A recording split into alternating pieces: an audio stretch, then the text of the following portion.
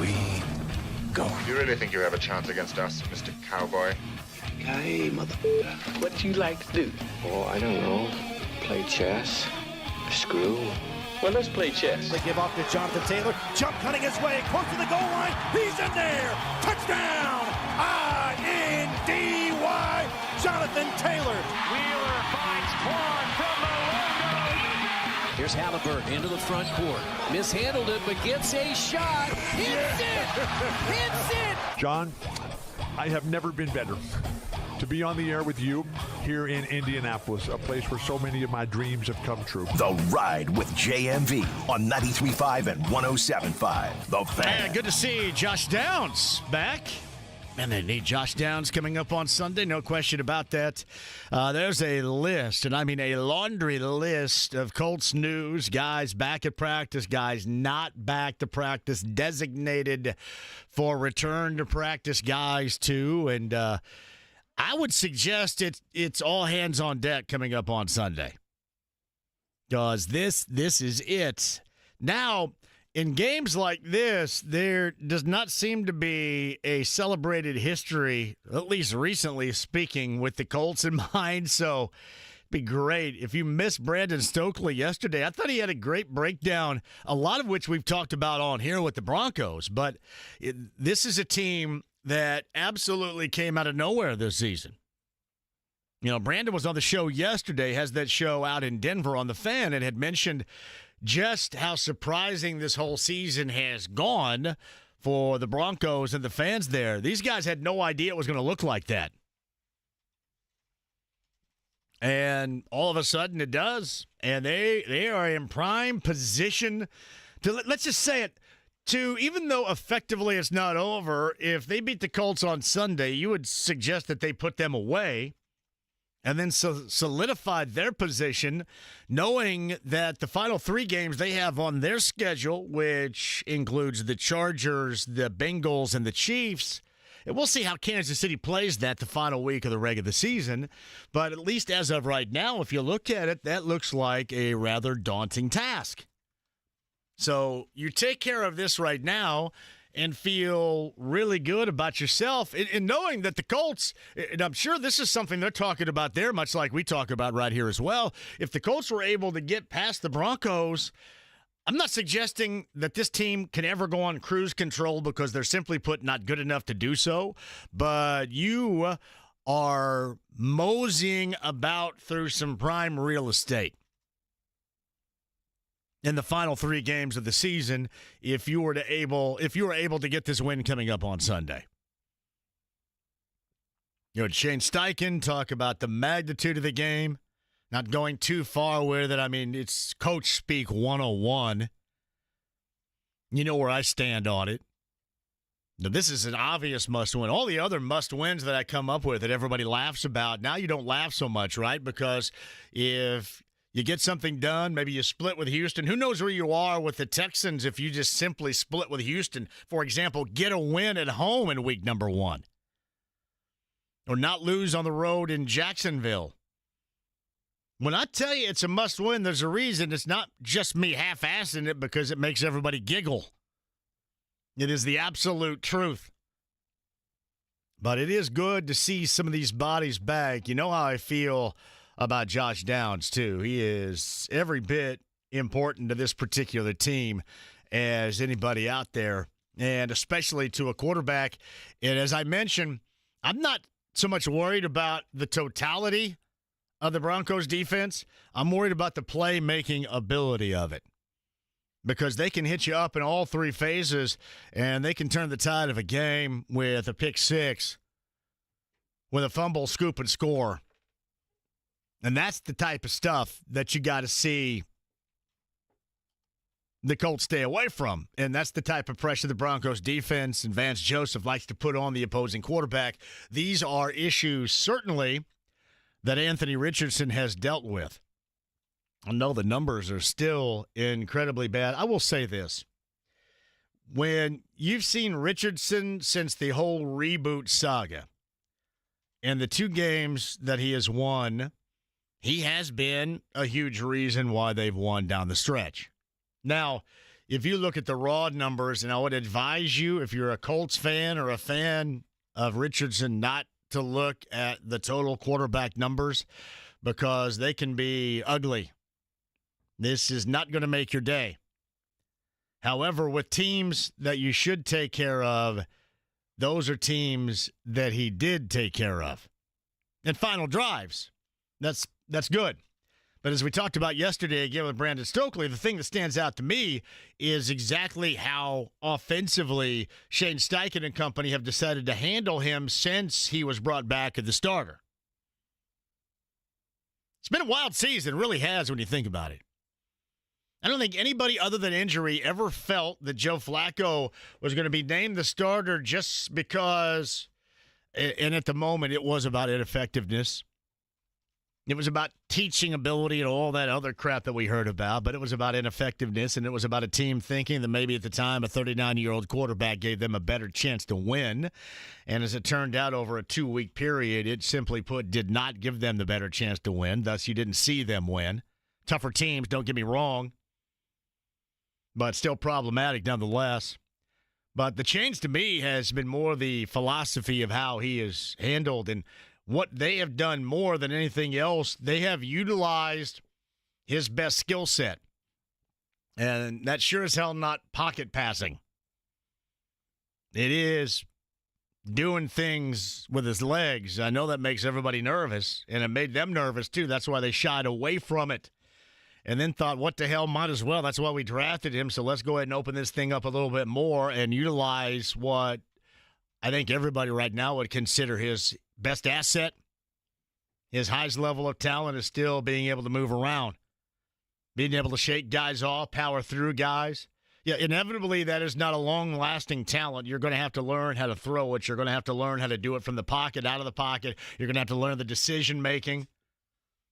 I mean, there are going to be a lot of things you're going to have to learn, and you would like to see that process certainly more expedited than we have seen, especially with a year, last year being, I wouldn't say lost, at least lost in the field with injuries. But you would like to see them quicken the pace on that. But let's just face it, they're dealing with what they can deal with right now.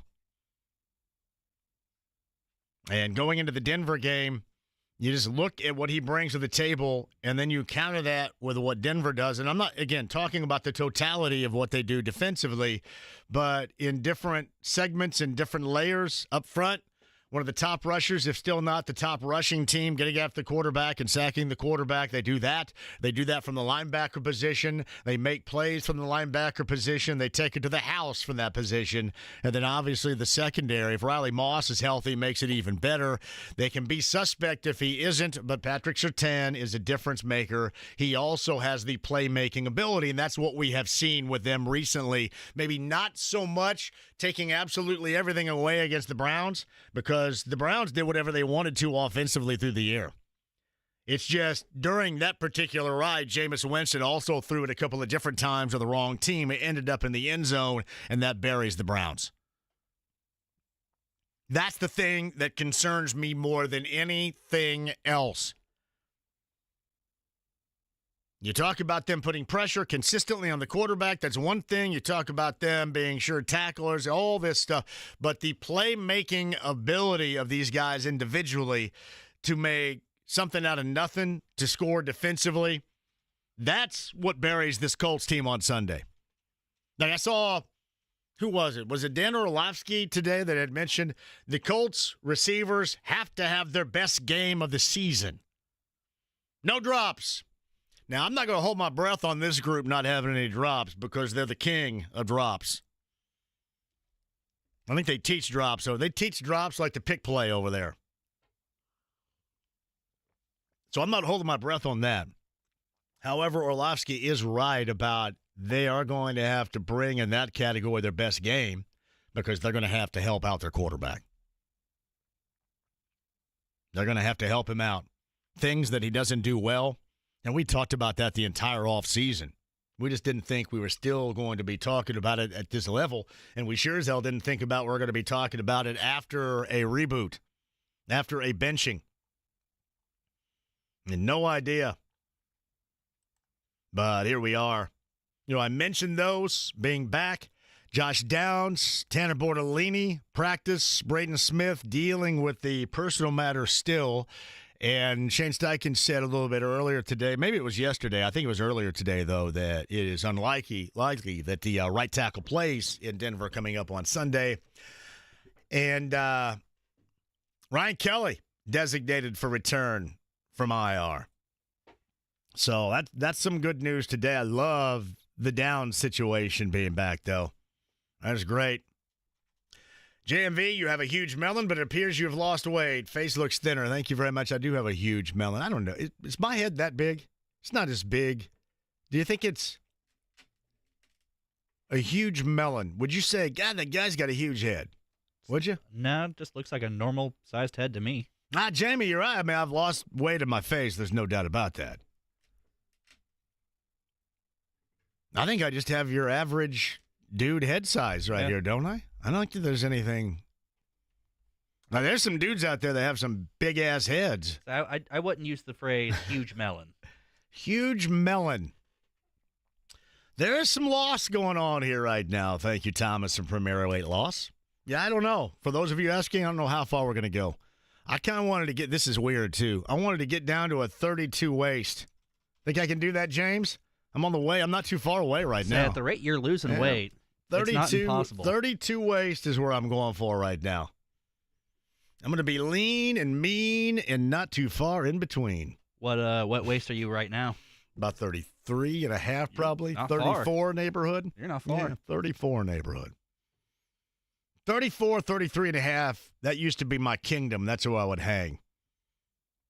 But now back when, not recently. No, that was much worse. That was also my kingdom, too. But I don't know. We'll see where we go. We'll get down to where I kind of want, and then we'll figure out what we're doing and then double back and maybe come back someplace. Hell, I don't know what we're doing. I may just eat like this the rest of my stinking life. Who knows? Not bugging me. JMV, I was hoping to hear you say he's going to do a Pacers move and run it back with yesterday's guest.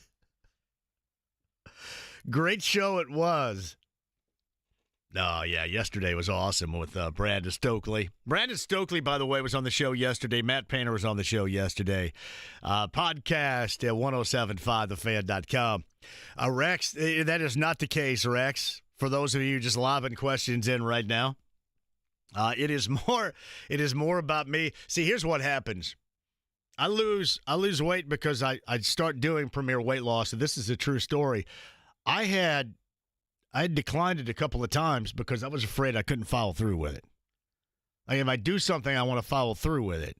And I was afraid that I would be a bad endorser by, losing 5 and gaining back 8 or losing 8 and gaining back 5 or whatever. And I wanted to stick to it and really show the work on this. So that is all me. That is all me working for them. And then obviously when it also clarifies some things health-wise for you. I was an absolute mess this time last year, everybody. The blood pressure was a mess, and I joked about it. I'm passing out 3.5 hours in the front seat of the truck, across from Slippery Noodle. My blood pressure is all out of whack, but it's normal now. So, no, there were a lot of situations into that, but certainly I wanted to show the results. You have to. And I was very concerned that I was not going to be able to show my work. So, Rex, here we are right there, my brother. Appreciate you. Hey, if you missed it yesterday, Matt Painter, the podcast, 1075thefan.com. I'd mentioned that yesterday during the show, Matt and I normally talk for anywhere between 35 and 40 minutes, and clearly we can't do 35 and 40 minutes here. So we did about 25 together, and there is in the neighborhood of 15 more minutes that would be a part of the conversation yesterday. That is, right now you can find at 1075thefan.com. And there's a lot of other things like individual players. We talk about Cam Heide a great deal. The expectation going in, what puts him in the best position. At length about Cam Heide, about his bench. So, Boilermaker fans, that is something you did not hear during the show yesterday that you can check out 1075 thefan.com. Pacers coming up on Friday on the road in Philadelphia. I will say this. It didn't have that great of a meaning a year ago because you didn't really get a feel for it. It was like, well, this is weird. An in-season tournament that starts in November, that ends in mid-December. This is weird. But if you remember, this was like the coming out party for the Pacers that we liked, for the Pacers that were good, for the Pacers that were enjoyable to watch, not what we witnessed on Sunday, not that crap show. But that was the coming out party. That was the announcing their presence with authority. Seriously, that was the oh wow period. Whether you're talking about the Boston game on a Monday here, going all the way back to what, November, early December, I think it was, or Milwaukee again in the semifinals, or even the crapwater final that it was against the Lakers. Remember when everybody came out of the woodwork to tell me that Miles quit and walked off the floor and left? Remember? All you buttholes that said that? That was so stupid. He just didn't want to, get on the camera. Now, I will say this. I wouldn't mind to see it right now. If you were mad about something, and in particular look in the mirror at your play along with others, and you get mad about that, I wouldn't mind to see some cussing. I think now, if you really want to cut it loose in front of those FanDuel Sports Network cameras, I think now is a good time the way that they're playing. I wouldn't mind. But then he didn't want to show everybody that he was cussing because he was getting worked over by Anthony Davis. And then everybody said, yeah, he just quit the team.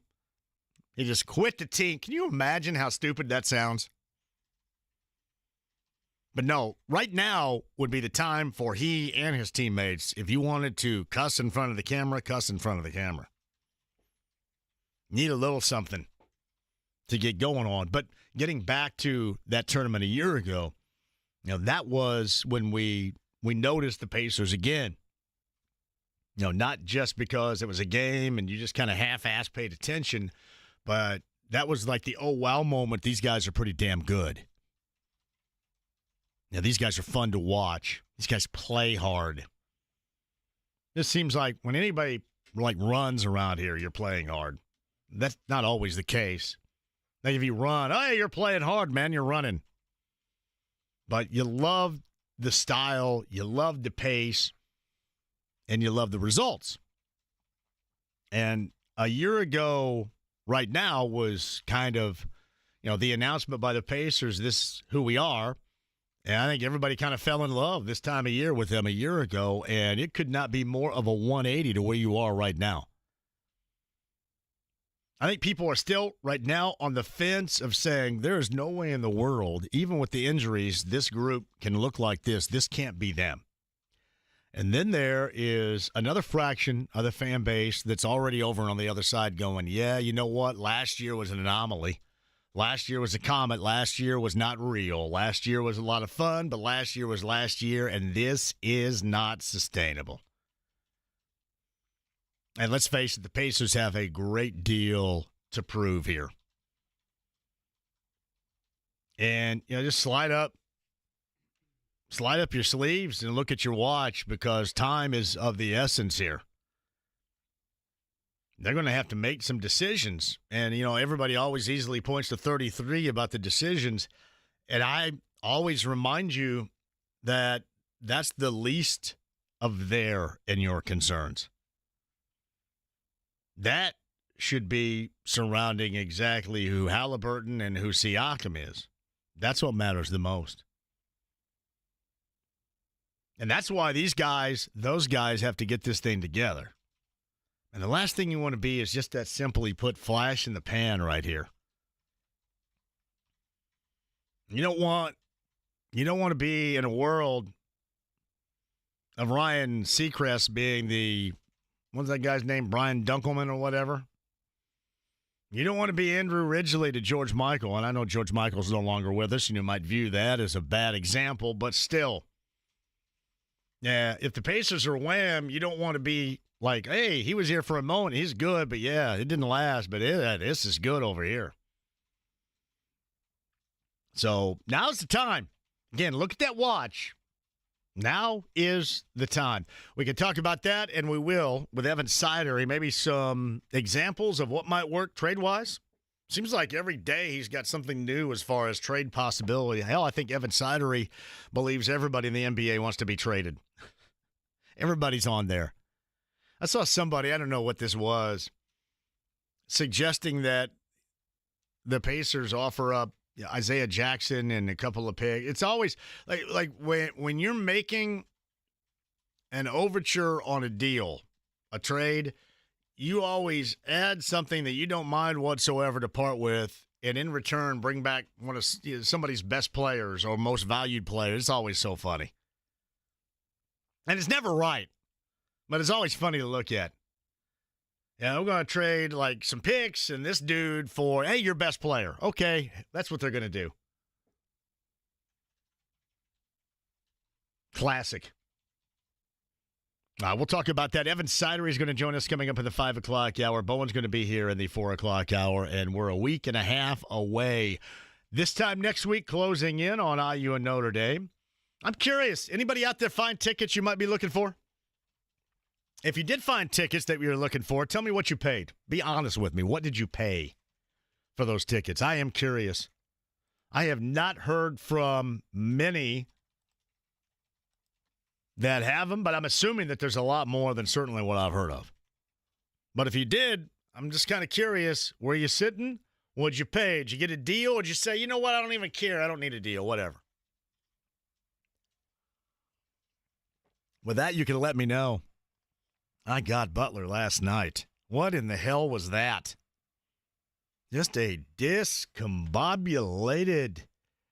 I follow my guy Gutshot is a friend of the show, and he's a big-time Butler Bulldog fan. And I just kind of follow what he has to say because I don't know if there's anybody around here that pays more attention to Butler, outside of Thad Matta, for example. But last night was a flat embarrassment. So you're getting ready to get Wisconsin coming up on Saturday at Gainbridge Fieldhouse, and your precursor to that, you're vaulting into that matchup. Last night was a home date, hopefully to kind of sharpen everything up, right, in preparation for that game. And North Dakota State does you by 3 at Hinkle Fieldhouse. Absolutely incredible. That stuff that can't happen right there. What's that guy's name with GSC? Jakari White. Jakari White was on. Jakari White is still knocking down shots. Seriously. If he's going to bury your squad like that, you almost have to tackle a guy like that. 10 of 14, 7 of 9 from 3. That guy would fart it up there. It was going to go in last night. You imagine what type of zone you're in? 10 of 14, 7 of 9. Man, he stuffed the stat sheet last night, too. 27 points. I mean, when you think about Monet, the other guy that scored 25 points, he did a lot more in terms of shooting the basketball. But yeah, Jakari White was on fire. Now, you got to tackle the dude on fire, don't you? Something. You got to ball tap him or something when you close him out on defense. You do this, James? You flick it, blink, when you're closing out on defense. Something. Yeah, that was a bad one last night. The Dogs get Wisconsin coming up on Saturday. Big East starts, if I remember correctly, on the road at Marquette. Then they get UConn here. So last night was not quite the banger the Butler fans hoped that it would be. And I took the cue from Gutshot. Quick break. We'll come back. Got a lot more to talk about, too. And again, remember, if you missed any of Matt Painter yesterday, know this. You can double back and hear it at 1075thefan.com. And there is about 15 minutes more of breaking down the players up to this point in the season with the head coach of the Boilers. 1075thefan.com. Brandon Stokely, the former Colts wide receivers, got a radio show in Denver, joined us yesterday, too. He was really good. And Greg Rakestraw across the high school basketball landscape got us going a little bit yesterday, too. Kevin Bowen, Evan Sidery, and coming up on the other side, Tyson Loton. He's one of the James Madison dudes that came in. What did he feel about when he decided to make that jump with his teammates and with his head coach? That, by the way, was, I think, his third stop. He got a lot of years in college football. And Tyson Loton's going to join us coming up on the other side. Meantime, 239-1070. I'll tell you how you can win 4 free tires from AAA Hoosier Motor Club. That's tomorrow live when we're going to be at Manley's Irish Mud on the east side, 10th and Shadeland. That's our Larceny Bourbon Locks and Luna Azul Tequila Shots. Plus, I'm going to have a big announcement, I believe, as long as everything goes right. Big announcement, and I'll have something more to give away later on this week. Plus, it doesn't stop there. Moyer Fine Jewelers, a $2,500 gift certificate for our college football playoff pick'em. I'll let you know how you can get involved in that coming up as well. Stay right there. The AAA Membership Lounge via YouTube Live. I've heard on the inbound some inclement weather. We've got some slick conditions that may develop before, 8 o'clock later on tonight? We won't be able to see it happening before you, but I'm assuming somebody can tell us. Stream the app, HD Radio, 93.5 and 107.5 The Fan.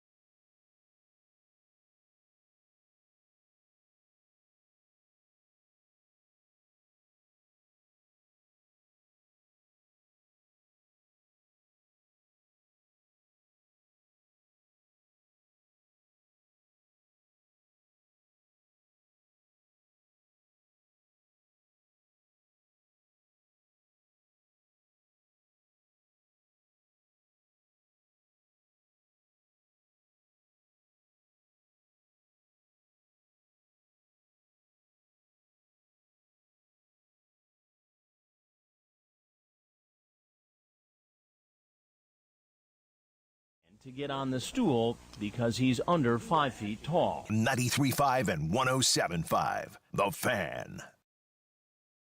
Hey, welcome back. Tyson Loton, your running back, just a second. 239-1070, the number. Mike's in Brooklyn to kick off the show today. Hello, Mike. How are you? JMV, what's up? Good to hear from you, Mike. Go ahead.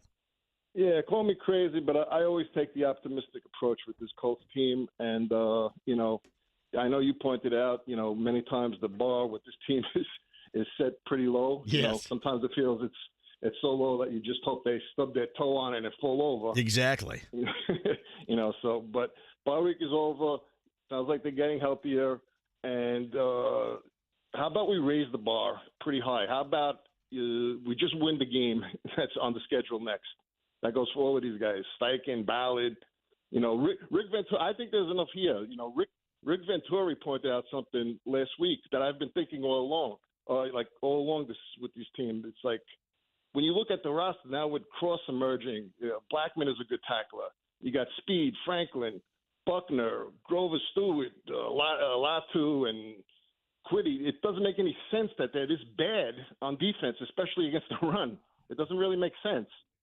You know what I'm saying? Do you give them credit when they bend but don't break, which when they've had success, that's basically been the thing? They haven't broken. Do you give them credit when they do that? You know what? I mean, I think probably would all like a better, a more aggressive approach. I think so. Like if you're watching the game, sometimes like Gus Bradley needs to adjust his philosophy of playing the run on the way to the quarterback, because sometimes you just see the guys that just getting that quick penetration and then boom, they take themselves out of the play and they get hit for like a 20-30 yard run. I like to know what a guy like who coached in the league like Venturi. I've been listening to him since he's been on your show every Monday, and I pay attention to the guys that actually coached and been GMs in the league, and it doesn't make any sense. And on offense, I have no doubt that Shane Steichen is an offensive genius. But sometimes I think that's the problem, is that you outsmart yourself. Like he's racking his brains coming up with the most ingenious game plans week after week. And sometimes you just got to keep it simple. I mean, this team has to be a run-centric team. You got the offensive line to do it. You got Sperano, who is, I don't think he has a problem of, smash mouth football, going back to the old days, imposing your will on people. And that's what they have to be. How about Shane Steichen adjusts his philosophy from throw to score and run to win to run to score. Yeah, and you can argue, Mike, too, that he's adjusted it in terms of the play calling with his quarterback. But yeah, and normally there's not much of a consistent adjustment at all defensively. My man, you call me back later on this week because I love hearing from Mike in Brooklyn. All right, JV. Love it. Take care. So Mike in Brooklyn right there, becoming a staple of the show, and we dig it. Meantime, on the Andy Moore Automotive Group hotline, becoming a staple of college football this season, and one of the JMU transfers. He's out in the backfield for the Hoosiers, and he joins us now. Tyson Loton's on the Andy Moore Automotive Group hotline. Tyson, thank you very much for the time. How are you? Quick enough. I mean, listen, I'm excited for it. I know people around me are excited. I can't imagine being a player and anticipating this. Yeah, it's very. I'm very grateful for the opportunity. Just like you said, man, it needs to come quicker. I can't wait. Yeah, I mean, you got to dial yourself down because you got to keep this thing between the lines and then unleash the beast when it's time to do so. Coming up, right, a week from Friday in South Bend. What were your thoughts when you found out that was going to be the matchup and the location for this playoff game? I was excited, honestly. We already knew that we was either going to play Ohio State, Penn State, or Notre Dame. And so we kind of like knew, we just didn't know exactly who. And, we're just ready. See, this is the battle in Indiana, and why not?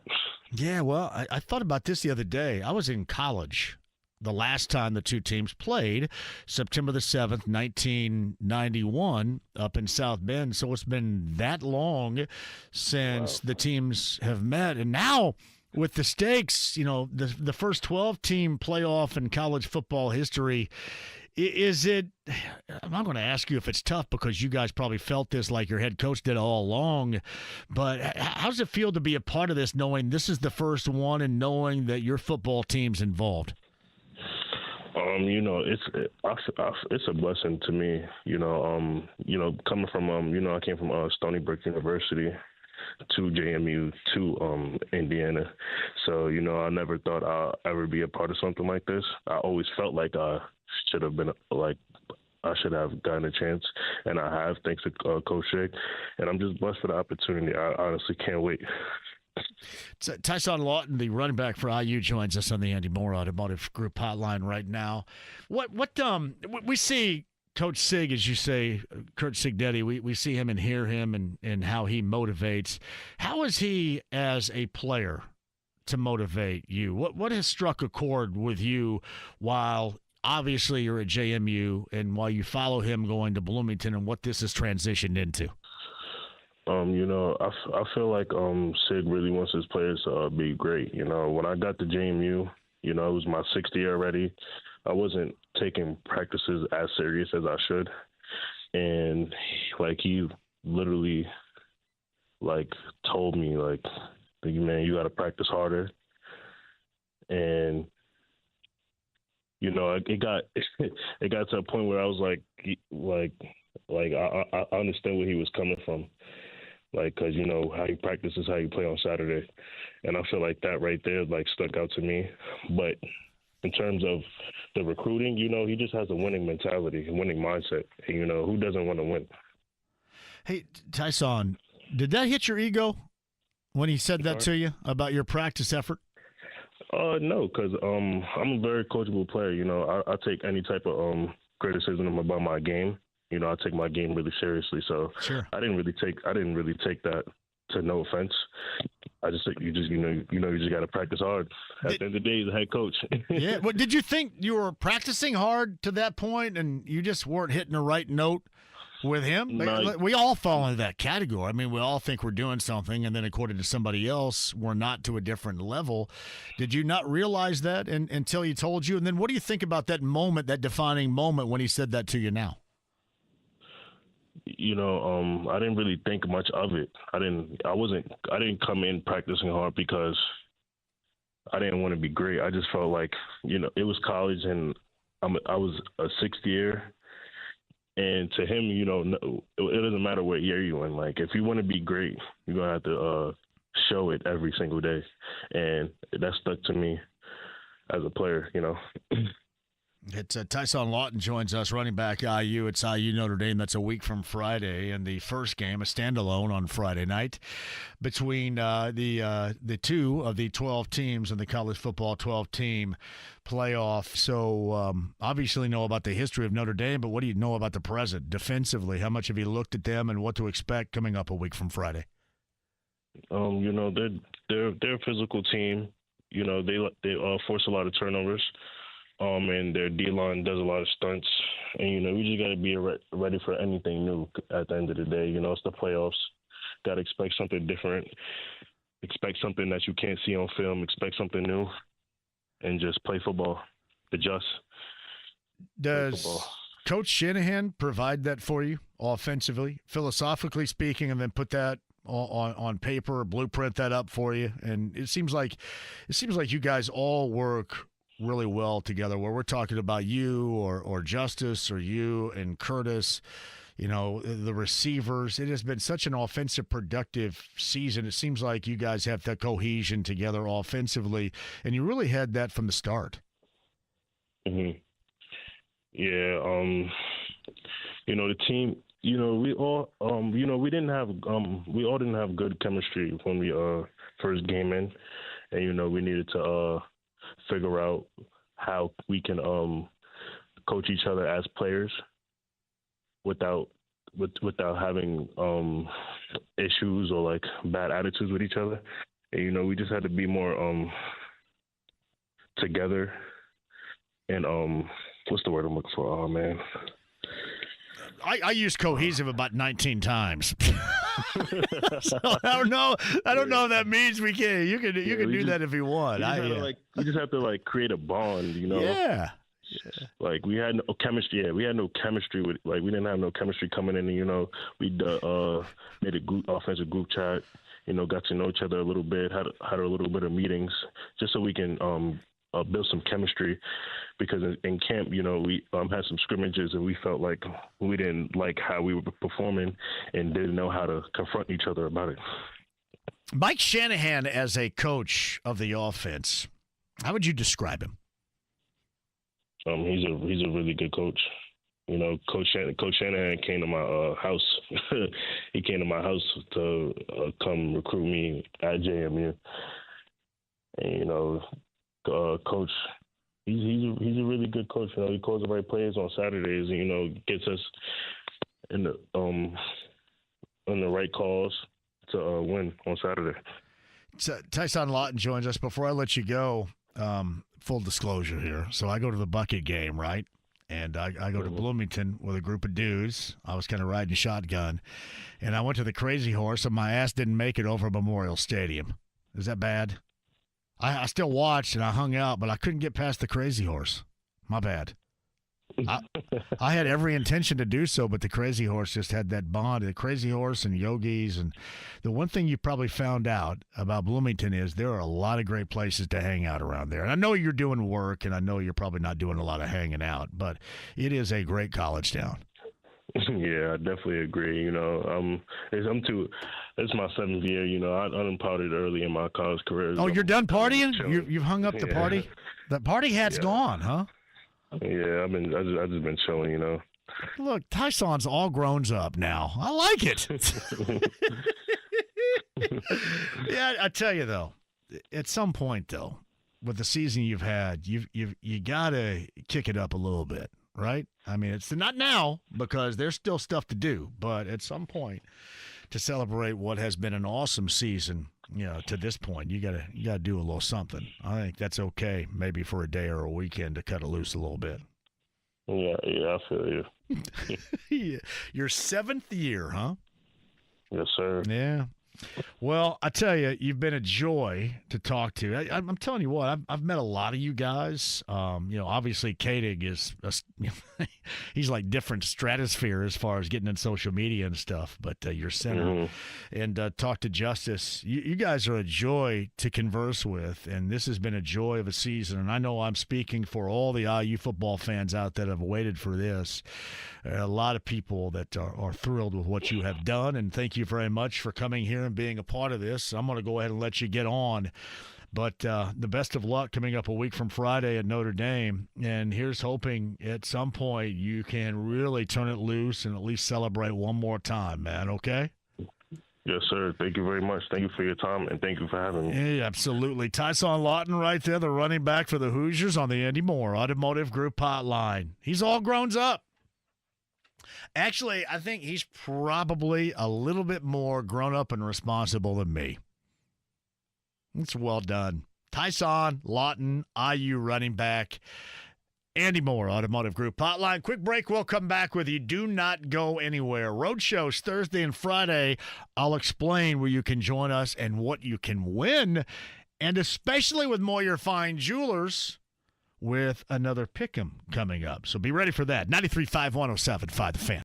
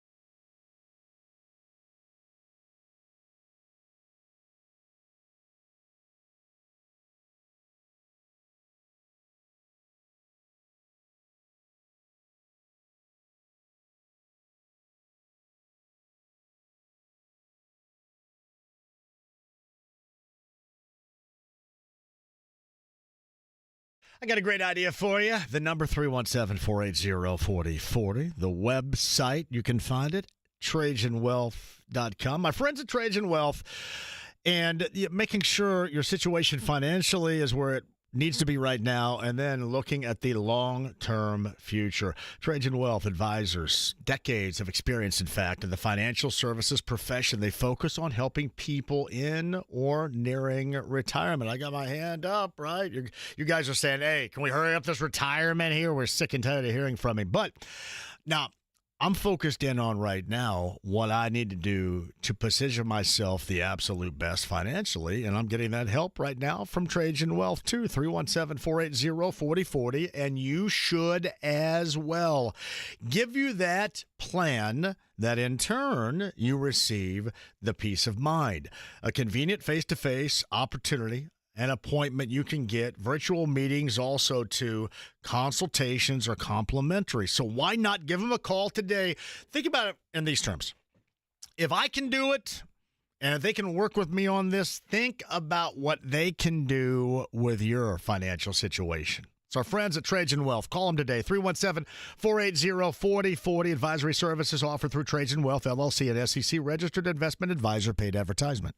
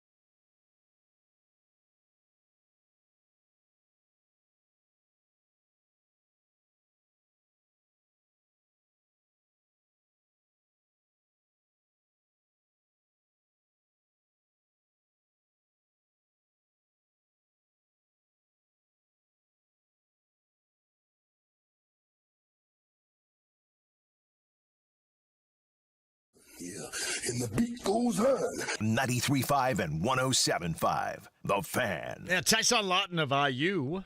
A lot of years playing college football. You can understand with he and his JMU teammates and the length of time he's played in the college game, how that's played a role in the success of not just what he's had at running back this season, certainly, but also with his team now a part of the College Football Elite 12 and a tournament. By the way, as I mentioned a little bit earlier, Moyer Fine Jewelers, we're going to have another pick'em with the college football tournament. I believe this is going to be a $2,500 gift certificate from Moyer Fine Jewelers in Carmel. Thank you very much.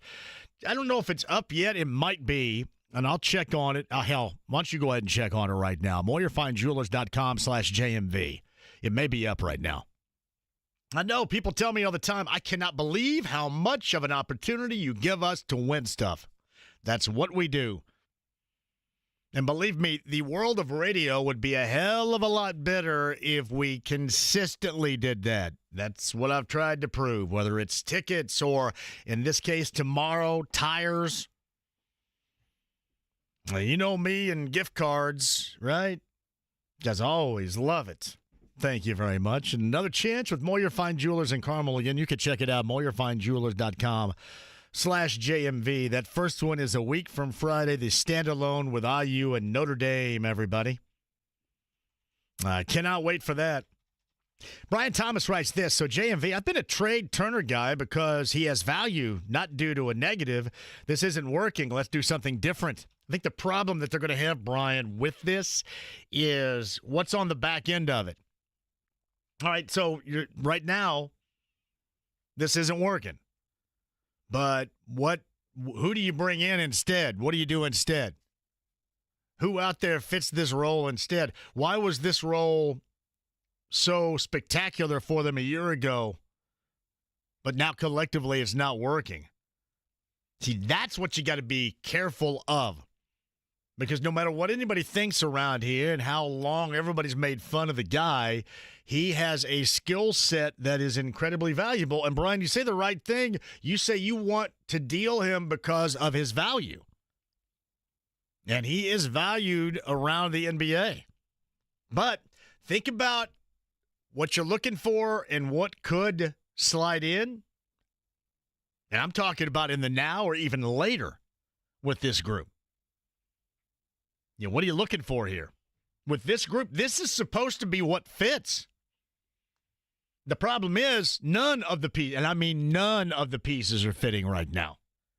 Now, you can go back to a year ago, and I know it was different because Buddy Hield was still here, and you had that shooting prowess. I always talked about how guys closed out on him or scrambled to find him defensively, even if he wasn't shooting well, because he's a noted shooter because of the reputation. You kind of wonder right now how necessary that would be. For example, how many of you right now would love to see Buddy Hield back here? I'm not suggesting he's not coming back, but would you rather see Buddy Hield here right now? So I'm saying about Miles, when you lose it, you better be able to make up for it somehow, some way. You'd have to tell me who that's going to be. Thank you, Brian, for that. Quick break. We'll come back. Kevin Bowen on the other side. Evan Sidery talks trade and the NBA. Assuming at some point we'll get a little satisfaction regarding the Pacers, maybe later on in the weekend, early next week. Evan Sidery in the 5 o'clock hour. In studio, but out on the road tomorrow and Friday. I explain. We come back after this with Kevin Bowen, 93.5, 107.5 The Fan.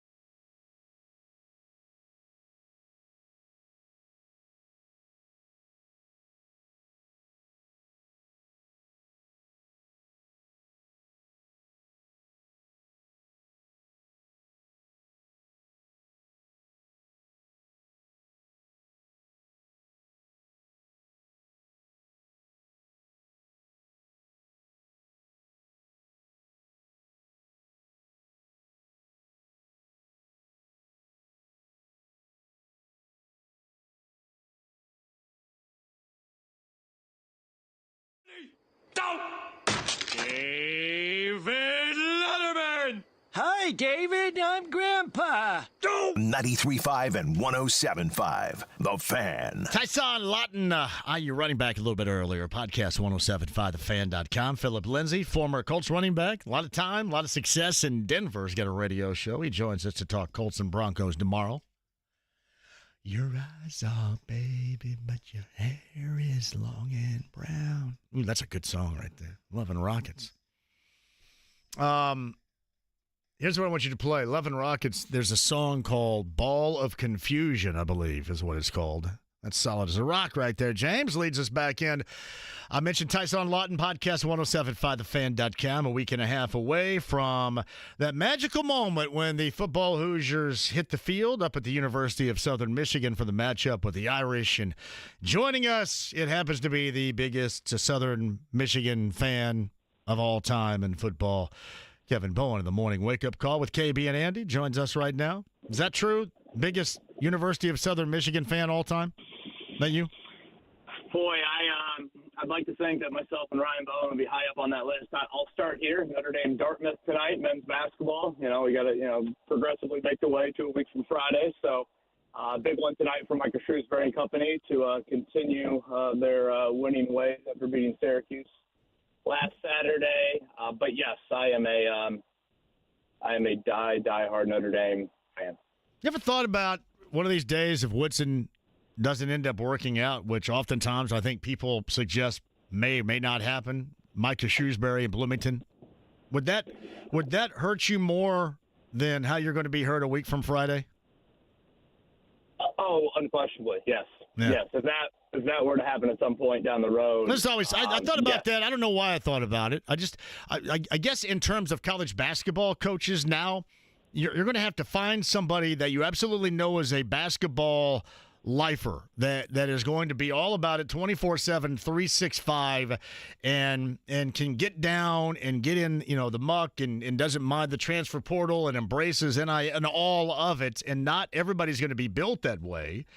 And I think Micah is one. I think he's a good coach too, but I think he's one of those guys that's going to be in it for the long haul. And I kind of think about that occasionally further down the road. Yeah, a real uplifting way to start this interview here from a fandom standpoint for me. So I appreciate that. But, yeah, it's funny you mentioned that when Notre Dame beat out Indiana for Jalen Harrelson and that recruitment, back a couple months ago. Let's just say the Notre Dame message boards aren't very robust with Notre Dame recruiting updates on the basketball side of it. So, I went to Jeff Rabjohns and Matt Weaver and, Peegs and that area for an update or two. When I got into a rabbit hole one night, and I believe a topic was started about, is Micah Shrewsbury a good basketball coach or not? That was certainly quite the topic to scroll through of people wanting him to be their next head coach, and then other people couldn't be further from that. But, yeah, I mean, in terms of names, certainly your guy in Ann Arbor at some point. I don't know. Maybe the guy from the Boston Celtics would have the itch to coach again. Who knows? Yeah, Dusty. Yeah, Dusty got beat last night by Arkansas and John Calipari. Yeah, Cal's bunch needed that. It's been a nice start to the year for old Dusty there. So yeah. He's going to get it done. He's a lifer too. I mean, you could just tell by his path, the places where he has been, and the type of authority that's been dedicated upon his shoulders in the past has, been pretty significant wherever he's been, whether it's been with, Mike Davis early on, Mike White later on, and then obviously becoming a head coach at Florida Atlantic. So, yeah, he's had a long stair-step climb, there's no doubt, and he's a lifer. Yeah, and I think your description earlier about college basketball coaches today, I think, the guy you had on yesterday, it's always a must-listen. Matt Painter, outstanding. Him, Dusty May, Micah Shrewsbury, I think they are, while they might disagree with an item or two of how college basketball is run today, they are still basketball lifers, and they will embrace that challenge. And I think they are guys that you definitely want leading your program. I kind of wonder one of these days if Matt doesn't just think, kind of the whole Jay Wright kind of method of I don't know where this is going. I don't know. I just sometimes I wonder that about a lot of guys, but especially those that they're really, that's who they are, and they go about the old school kind of mentality.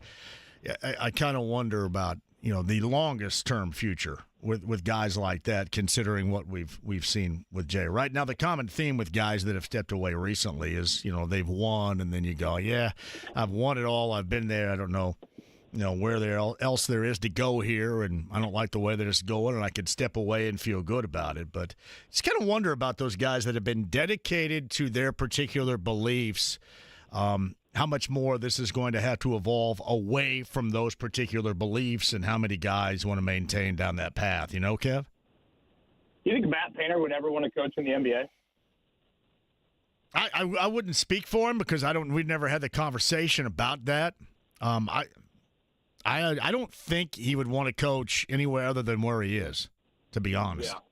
Yeah. That's my thought. Yeah. Yeah, that's kind of what I would go with, but I don't know if college basketball ever got to a point where.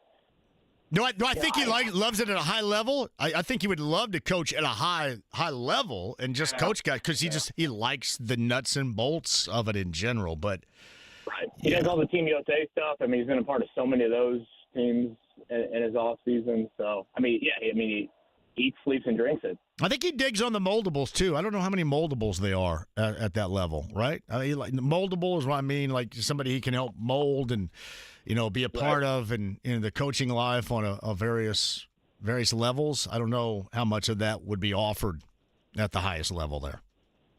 Well, it happens every time you have him on. IU fan reaches out and says, gosh, I absolutely love listening to Matt Painter every time he's on with John. So it was a great listen. I was very, very anxious to go back and dial it up, and a lot of interesting tidbits per usual from him. Yeah, I just kind of let him go. That's the thing. You say something and he goes, and you just kind of listen. And yeah, it's fun to have somebody on.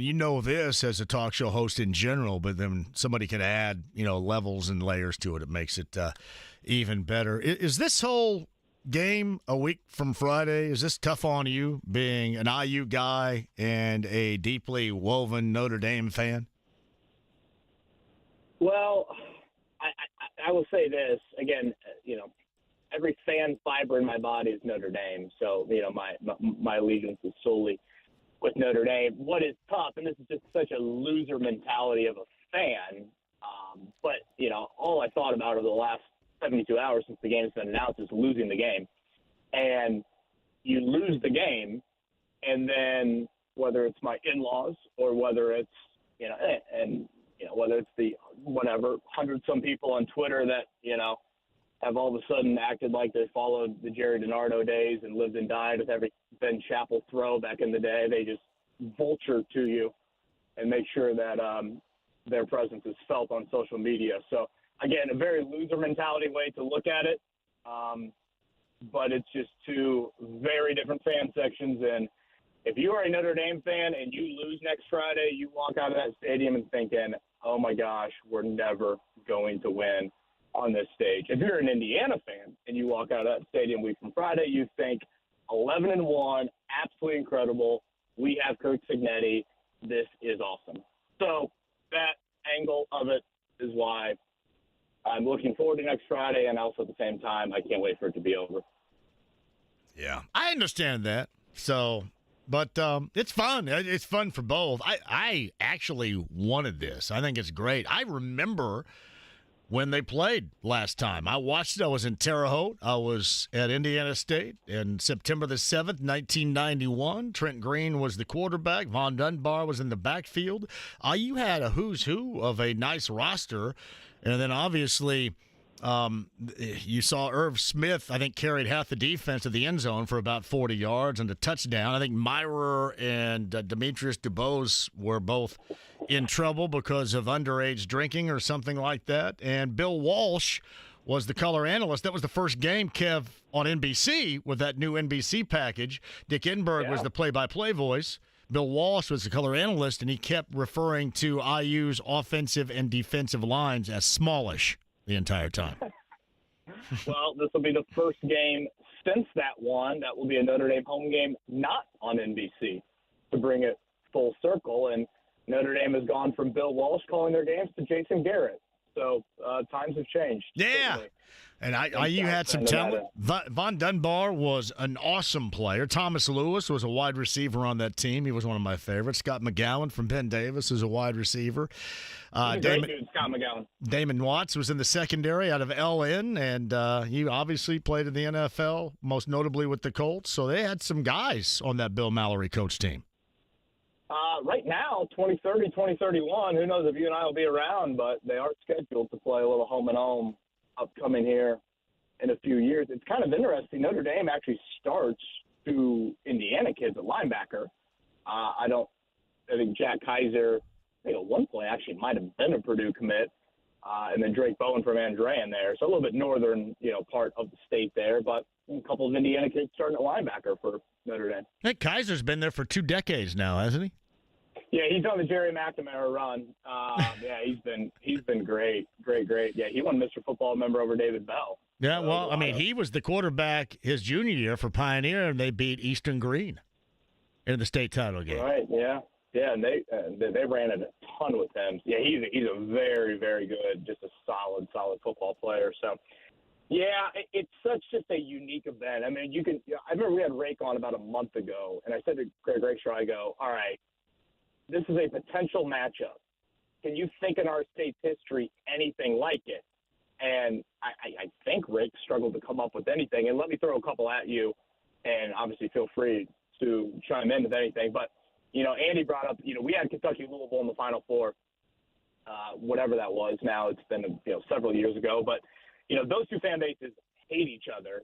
And, they both, pretty annually care about basketball. Obviously, IU football fans don't have that history at all, and they don't necessarily care about it like Notre Dame football fans do. So I don't think that's exactly apples to apples. And then someone brought up, did the Colts-Bears Super Bowl have that at all for some people? And again, it's out of state, so it's a little different. But, you can speak to this. You grew up a Bears fan, right? I did, yeah. So, you probably do have people, in our listening audience, or certainly in, north of us that, at one point they were a Bears fan, and then, boom, the Colts move here, and maybe their allegiance changes a bit. So, again, I don't think it's like the raw venom of Kentucky-Louisville or what IU-Purdue would be like if they met in an NCAA tournament. Obviously, they met in an NIT way back in the day, but I generally have the feeling like if you're an IU football fan, you're probably just like – and probably most Notre Dame fans feel the same way. You're probably just like, hey, whoever wins – obviously, Notre Dame fans want their team to win. IU fans want their team to win, but they're probably like, yeah, whoever wins just beat Georgia in the next round. So, any sporting events in our state come to mind for you? No, I was just thinking about the same thing when you were going through it, and no, not really. Nothing really comes to mind. It's a good point, Butler, though. Duke, everybody was on the Butler, wagon there. Like that to me, obviously a great event, unbelievable. But this is just different. This is so different than anything that I think. The magnitude really, of it, what's on the line, the stakes. I mean, you've had matchups with, IU, Indiana State, IU and Butler, things, Butler and Purdue, whatever. You've had matchups like that. IU used to play Notre Dame all the time in basketball, stuff like this. But the stakes are so stinking high for this. Kev, this is the first year of this 12-teamer, and this is what we get. It's absolutely incredible. Right, and freeze frame an IU football fan at any point in their life telling them this had happened. And for a Notre Dame fan, freeze frame them in mid-September. As soon as the Northern Illinois game ends, you're thinking to yourself, hey, don't worry, you're going to host the home playoff game. You're like, no chance. You want to fire the coach, too, remember. Right. So, yeah.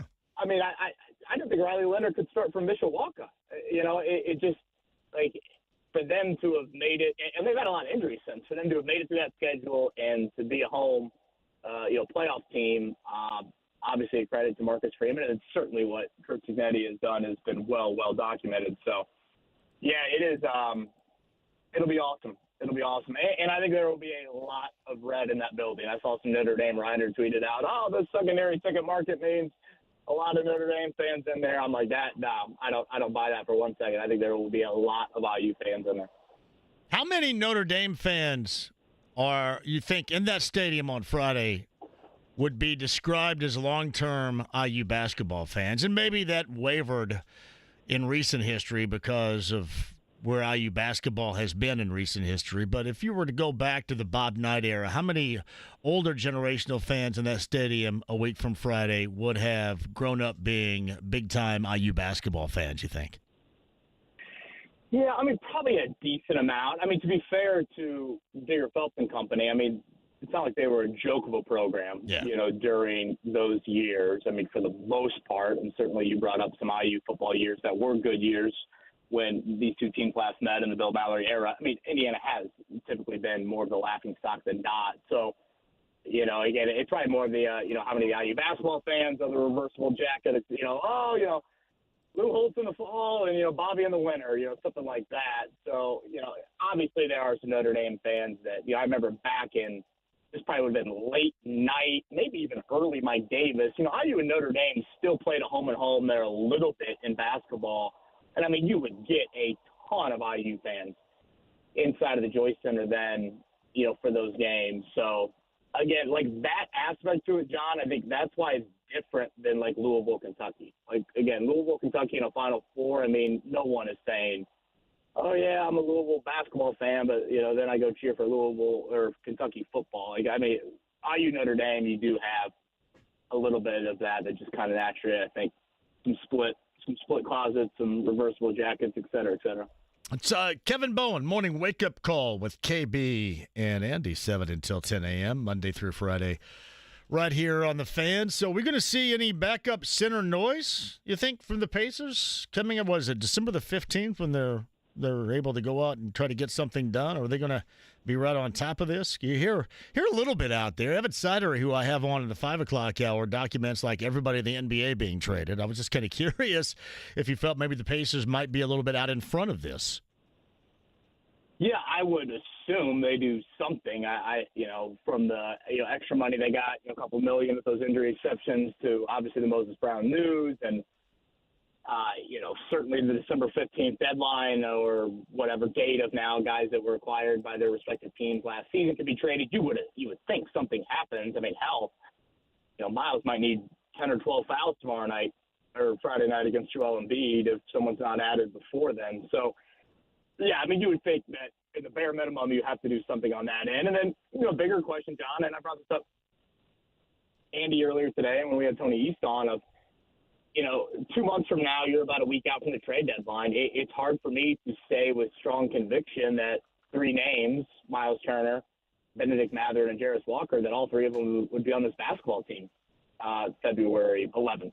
And honestly, if I had to pick one of the 3, Matherin's the name that probably most comes to mind just because I think a lot of it is at a very acquired taste with him on and off the floor with this team. So I just think those questions are really, really real right now. And unless things turn in a hurry, and who knows, maybe this will be a bit of an epiphany point in their season where they get this practice time and they only play twice in like a 10 or 11-day period.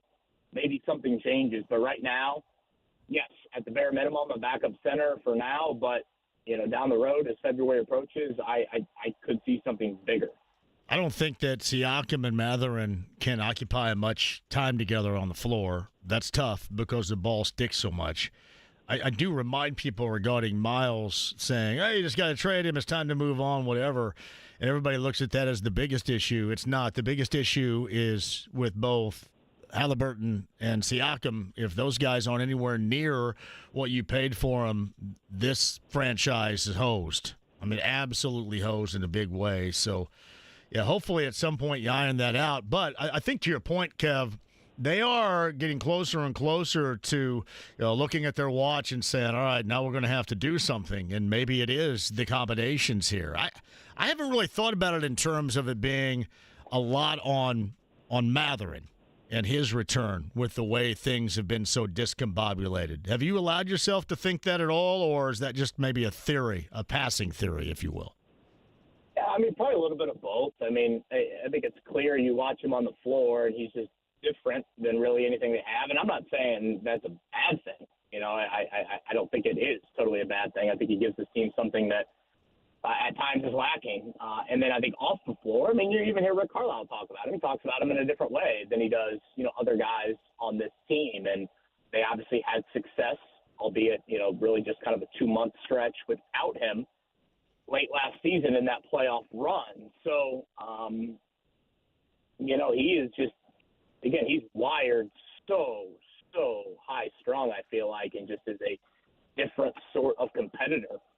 And again, I don't think that's entirely a bad thing, but I could see that rubbing people the wrong way. I could see that rubbing, teammates the wrong way. And certainly he, messes with a lot of the opponents. I think it's pretty clear how many times you kind of see him in a little bit of a post-whistle, skirmish or two. But it just, for a team that had this high expectations, when you don't have a lot of wiggle room financially, there's not much you can do. Yeah. Where you're at. So if you're going to do something, you're going to have to give up, a valuable piece. And he would be that as, a rookie contract guy that's averaging, 18 a game or whatever he is. I mean, you would think that would be pretty attractive on the trade market, maybe even more attractive than, Turner would be, or certainly Jarris Walker. Right, and you can't. There's nothing to replace Miles with. That's the problem you're going to have with Right. Miles. Well, what's behind Miles? What's the replacement here? Nothing. Yeah, there's nothing. Which again, what's behind Matherin? You at least have a little bit of something. And I'm not clamoring to trade Matherin by any means. I'm just trying to put myself into some of the discussions that they inevitably have to be having. And I brought up, Matherin was retweeting somebody last night, explaining how, he's the third or fourth most talented player on the team, and he's, shows some great things, but it's clear that, he doesn't, mesh with the starting unit. I'm paraphrasing a little bit, and I think Matherin has gone back and no longer retweeted that. But, when that stuff starts to happen, it's just when there's smoke, usually there's fire. And when you're 10 and 15 and you play the easiest schedule in the NBA and, all those things start to kind of snowball and add up. It's kind of foreign, I think, to us a little bit here with the Pacers. Like, I don't think we're used to a lot of this stuff, but it's real for a lot of NBA teams. And unless things change in a hurry, I just think those are conversations that inevitably you have to have. One thing they could change is just their effort on Sunday. That was all effort and all the time. That was a joke. There's something where you can just all look in the mirror and go, all right, so did we do our part in this? And I understand the frustration that happens when you lose and you don't play well. But to half-ass it in the fashion in which they did at Gainbridge Fieldhouse against Charlotte on Sunday was embarrassing. That's one thing you can do on your own. Yeah, this other stuff may just involve the makeup of the team, and we shall see. Kevin Bowen's with us. Before I let you go, so I know that you were a part of the scrum today. Anthony Richardson asked what he has been best at, what he's getting better at right now as we hit down the stretch in that must-win in Denver coming up on Sunday. What was his response to that question of where he is right now? What's he improved upon since the benching? Yeah, I'm kind of paraphrasing a little bit here, but pretty much like I don't need to always try and be Superman. And I think if you use the baseball analogy we've used quite often with him is, the home run hitter is in there, but just kind of hit a few more singles. And I do think the run game kind of fits a little bit of that. A fixed 8-yard run here. I mean, that's exactly being methodical, being steady. And this passing game just lacks steadiness. I don't think it's all on Richardson, to be fair. I think when you have the tight end group that you do, you have the lack of even, threats out of the running back position in the passing game. It is a lot of feast or famine in that passing game. Some of it certainly is on Richardson's plate, from that type of quarterback. But I think he's completed kind of a few more of the layups. I can't think of how many outright layups he's really missed the last couple of games. So I think those are all things that, again, he has gotten better at. But, when you go back to that New England game, John, you probably have to point out the 19-play drive was so great and such a big season-saving drive.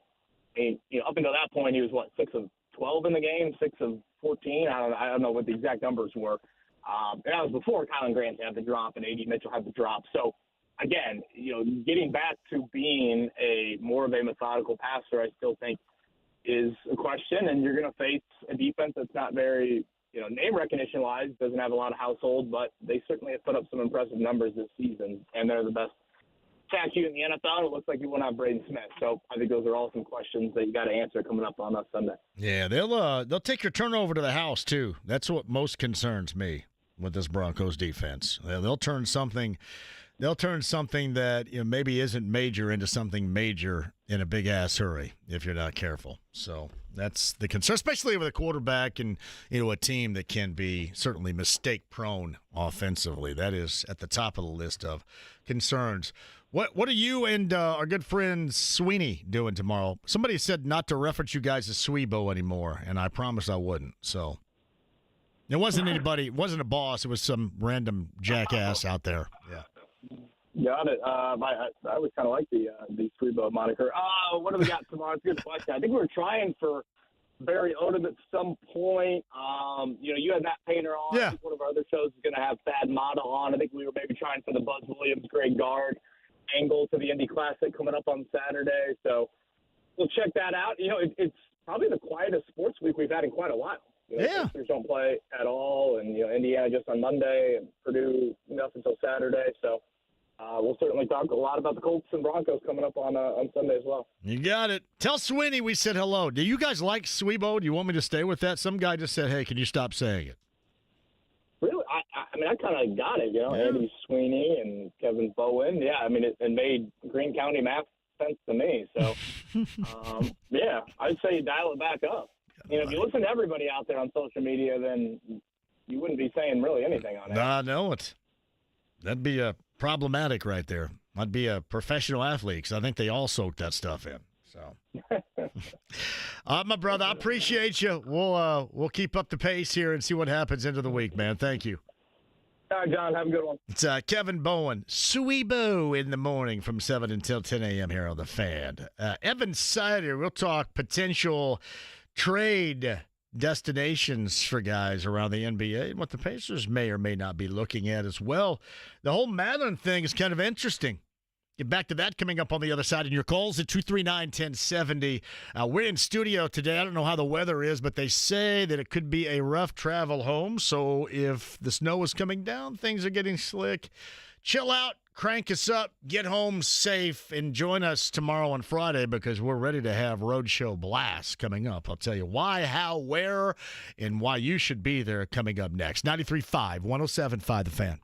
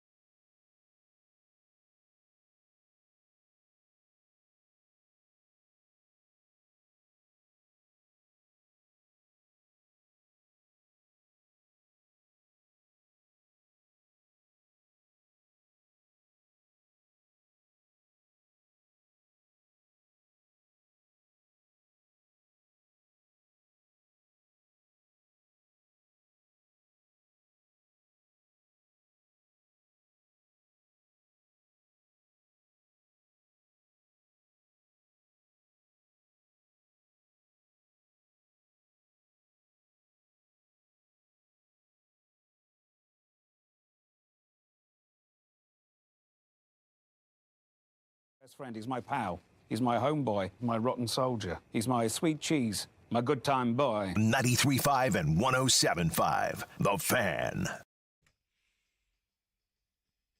No, I like this song, James. Hey, hey. Ball of Confusion by Lawton Rockets. You know who likes this song too? Todd Meyer, executive producer. Have you ever heard this before I actually had you play it? No, I've never heard of this or even this band. Lawton Rockets, you've never heard of them? I believe that's a combination of bands, including one called Bauhaus, right? From the 1980s. I have no idea. 70s, 80s. Lawton Rockets. They're pretty good. Good song right there. Ball of Confusion. Check it out. One of these days, once we get this thing back on New Year's Eve, the JMV Takeover, we'll have some Lawton Rockets. That song, in fact, has played on there before. According to sources at ESPN.com, the ball is in Belichick's court for the Carolina job. I guess if you want a gig and you want to coach, fine. That's weird. Guess you'd also know that you're not going to be an NFL coach, yes? Our producer, Todd Meyer, just texted both of us. Yeah. Was quite happy about the song choice. Is he really? Yeah. Yes, I told you.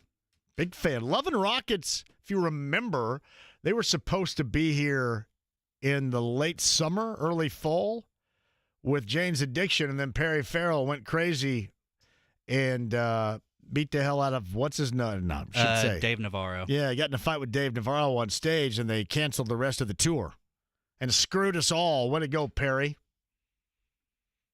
What if anybody can find the interview I had with Perry Farrell years ago on the show? How long ago was it? Well, years ago. I'm sure it's not here. But he was this. I also have one with Slash. That's probably not here either. And that's before GNR got back together, and I said, hey, you guys going to get back together? And he told me to effing drop it. It's a dead issue.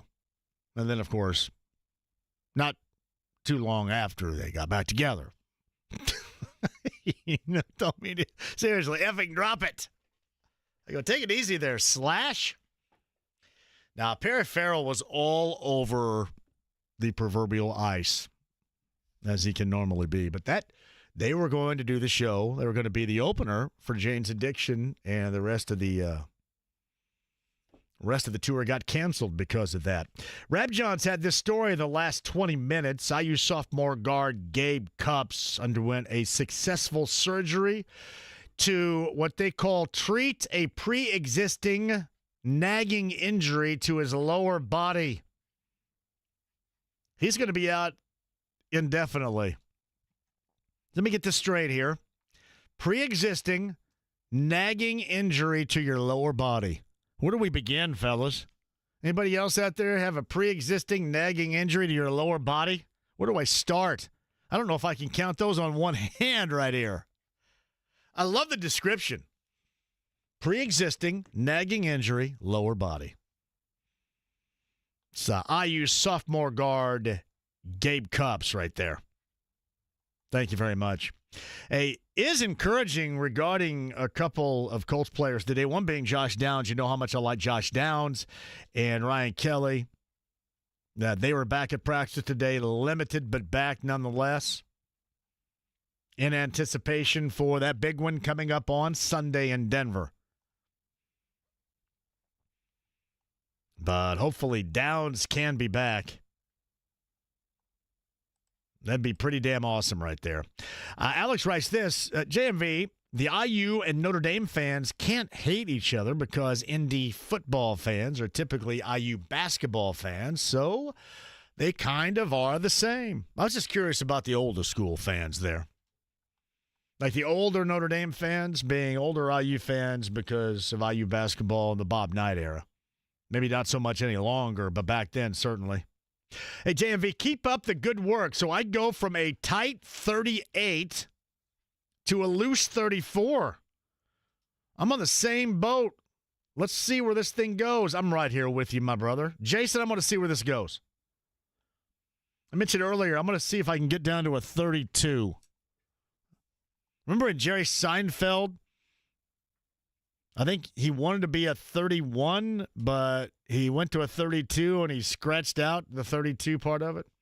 I just want to get to a 32. Hang out there for a minute, then double back and see what happens. I don't think there's anything wrong with that. JMV is from Bill. Any chance the Pacers interested in someone that plays defense purposely? The purposeful defensive player. I'm not quite sure. I would assume that given the roster situation right now that they make something happen relatively quickly here. It's just a guess. The 15th is coming up here, Sunday? So I would guess so. Yeah, I did see this a little bit earlier. Those of you that remember, especially Indiana State fans, you watched this dude absolutely shred them in the Mo Valley championship game last March. Tucker DeVries, he transferred from Drake because then, obviously, Drake advances to the NCAA tournament. His dad gets the West Virginia job. He transfers with his dad. He is out indefinitely with an upper body injury. That's 15 points a game for Tucker DeVries. He was outstanding in his time at Drake. But again, dad got a different gig in West Virginia. He goes, and yeah, he's dealing with injuries as well. At JMV, so I'm a Butler fan. What'd you think about the Dogs last night? How disappointing was that? On every level, it was disappointing. Every single level. Yeah, defensively. If you watch that, it's just what had some really, you had a dude get on fire. It's one thing you had 2 20-point scores last night. And we watched how all that transpired. That's one thing, but you know, against a team that you should absolutely show better than 71-68, North Dakota State at home. Yeah, that was far from ideal, given what is coming up on Saturday versus Wisconsin. And then to start the Big East campaign on the road at Marquette, at home against UConn. And Jakari White had 27 points. My man rarely, if ever, missed in that. You got to try to do something. I know that they had 2 20-point scores, but if you look back at Jakari White last night, he was unconscious. 10 of 14, 7 of 9 from 3. He was a grooving. And there was zero what the Dogs could do with that last night. Yeah, very disappointing. Yeah, without a question. JMV, did you see the news last week where they're going to bring back one of your favorites being Chi-Chi's? I was all over that news last week. All over it. I made people, even announcing that, it wasn't like my newsbreaker, but when I announced it via social media, everybody that's friends of mine, that follows me, that's with me on a daily basis, everybody went crazy. Not one person said, you know what, this place sucks. Not one. Keep in mind, we're a society, we can't agree on a damn thing. Nothing. Zero. But the one thing we come together about, the one thing in terms of agreement, we are glued solidly together, is our incredibly high and profound love for Chi-Chi's. And now we missed it. So you know what's going to happen? It's kind of like what I've been talking about with IU and Notre Dame. The expectations in which they have to live up to, that's robust. A week from Friday. Yeah, good luck with that. Normally, that's not the case. It's just tough because we're going to talk about it so much endlessly. By the time you get there, and you're going to go, oh, man, hell. And hopefully that's not the case with Chi-Chi's upon their return. Hey, remember how good it was and now it sucks kind of stuff. There have been things like your movie remakes. Rarely, if ever, do you remake something that's any good. Most of the time, it's crap. I give you as an example, Red Dawn. Footloose. Great films in 1984 that crapped the bed when they came back around again.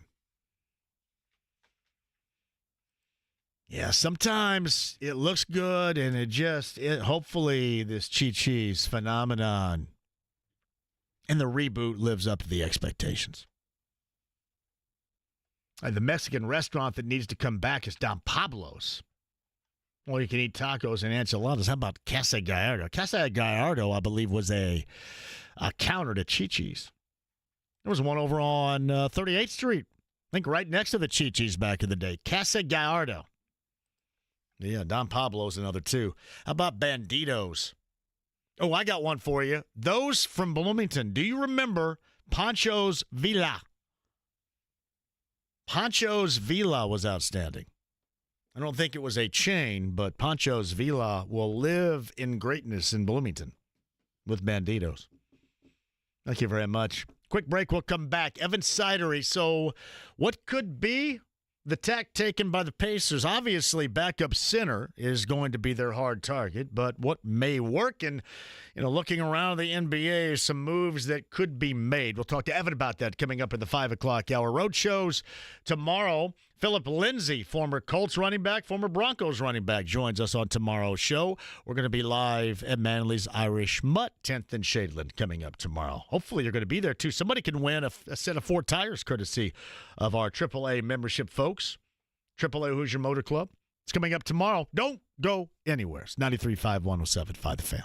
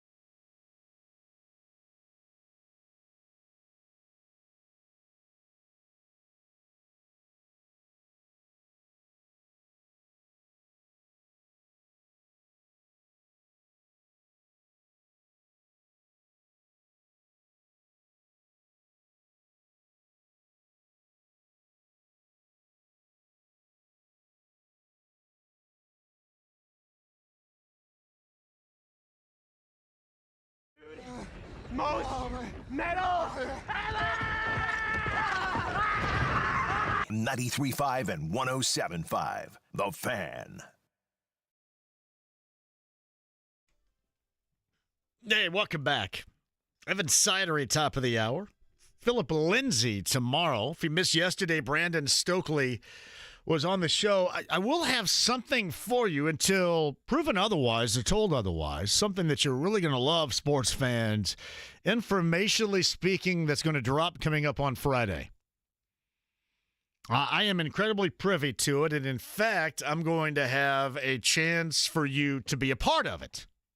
Now, I'm not at liberty, as I mentioned yesterday, it's embargoed. I'm not at liberty to explain exactly what it means or what it is or what it's about. I can just tell you, and I can tell you by firm experience, you will absolutely love it. And I'm going to give somebody a chance to experience it, provided it all doesn't fall through, but I don't think it will. So I should have that information no later than Friday for you.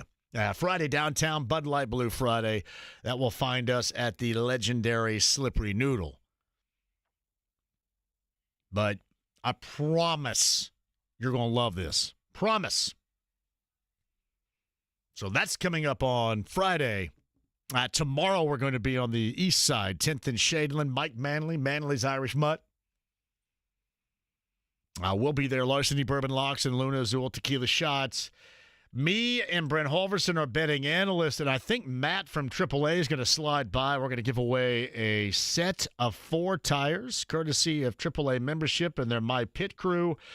The one thing that I know is when we give back here in the holidays, people love. We give back all the time around here. We give away a ton. You're going to love this. That is coming up tomorrow. Also, I will let you know when officially I can turn you loose with Moyer Fine Jewelers and the $2,500 gift certificate up for grabs with our college football pick'em that is forthcoming as well. So we've done this, 3 times now with NFL weeks and pick'ems for $1,000 gift certificates. I believe this one is $2,500 for the winner. Go ahead and check it out right now. MoyerFineJewelers.com/JMV. MoyerFineJewelers.com/JMV and see if that bad boy is up there. Our executive producer, Todd Meyer, checks in. How will the return of Chi-Chi's work with your new diet? Will it be torture that you will not be able to partake since it won't be in your diet? Yeah, it'll be a struggle. It'll be a struggle. I'm just glad for everybody else is going to be back. And hopefully it's like what it was. JMV, Red Dawn and Footloose are reasons that you don't bring back things because of nostalgia. Just enjoy these 700 other good Mexican restaurants in town. No, this is fully 100% name recognition. It's got to be that. I got to bring back the $20 date on a Friday or Saturday night right there. Thank you. Jay's at 239-1070. Jay, give me something good before the top of the hour. What you got, buddy? Hey, John. Long time no hear, man. Where have you been, Jay? Well, I know you haven't been with the JMV takeover because it's now going into its 3rd week of Christmas music hiatus. I was at Brothers the night before Thanksgiving. You were at Brothers the night before, and yes, the ladies were there. You got to talk to Gina and Lindsay and have a good time. I'm glad you did. Yeah, so anyhow, you were talking about having Phillip Rivers on. Phillip Lindsay. Phillip Lindsay, running back. Yes. I would rather have Phillip Lindsay back in his Denver days than Tyler Goodson or Evan Hull right now. You're not You're not a fan of Tyler Goodson, I'm assuming here. No, I'd rather have Mark Goodson, the producer of the Match Game. But anyhow, there's a guy who works at the grocery store I go to, the Kroger on the north side. Sure. And he is in a Donald Brown jersey, number 31, every Sunday.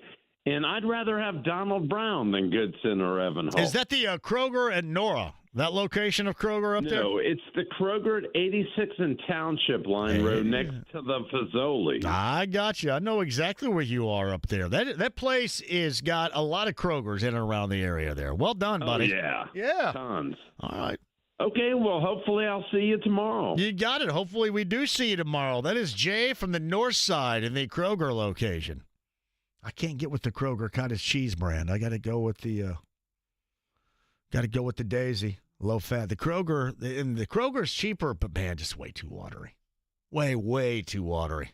Got to have a little firm and texture with my cottage cheese, by God. I do. Thank you, Daisy. Quick break. If it's Sidery, basketball breakdown, trade options abound. We'll talk about that and more regarding the Pacers next.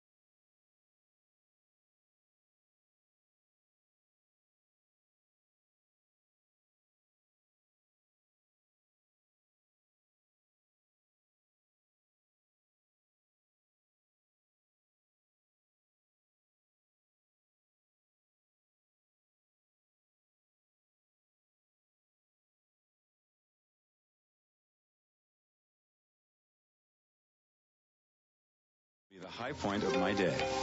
It's all downhill from here. 93.5 and 107.5. The Fan. Well, we were watching for snow squalls out there. Anybody check out any, not squalus, that's Jaws. Large squalus, possibly Longimanus, Azurus glaucus. I'm quoting Matt Hooper from Jaws right here. You not get that? This is what happens. It indicates a non-frenzied feeding. Remember the quote from Matt Hooper in Jaws? When he was examining the body of Chrissy, the girl that, the first victim of Jaws in 1975? No?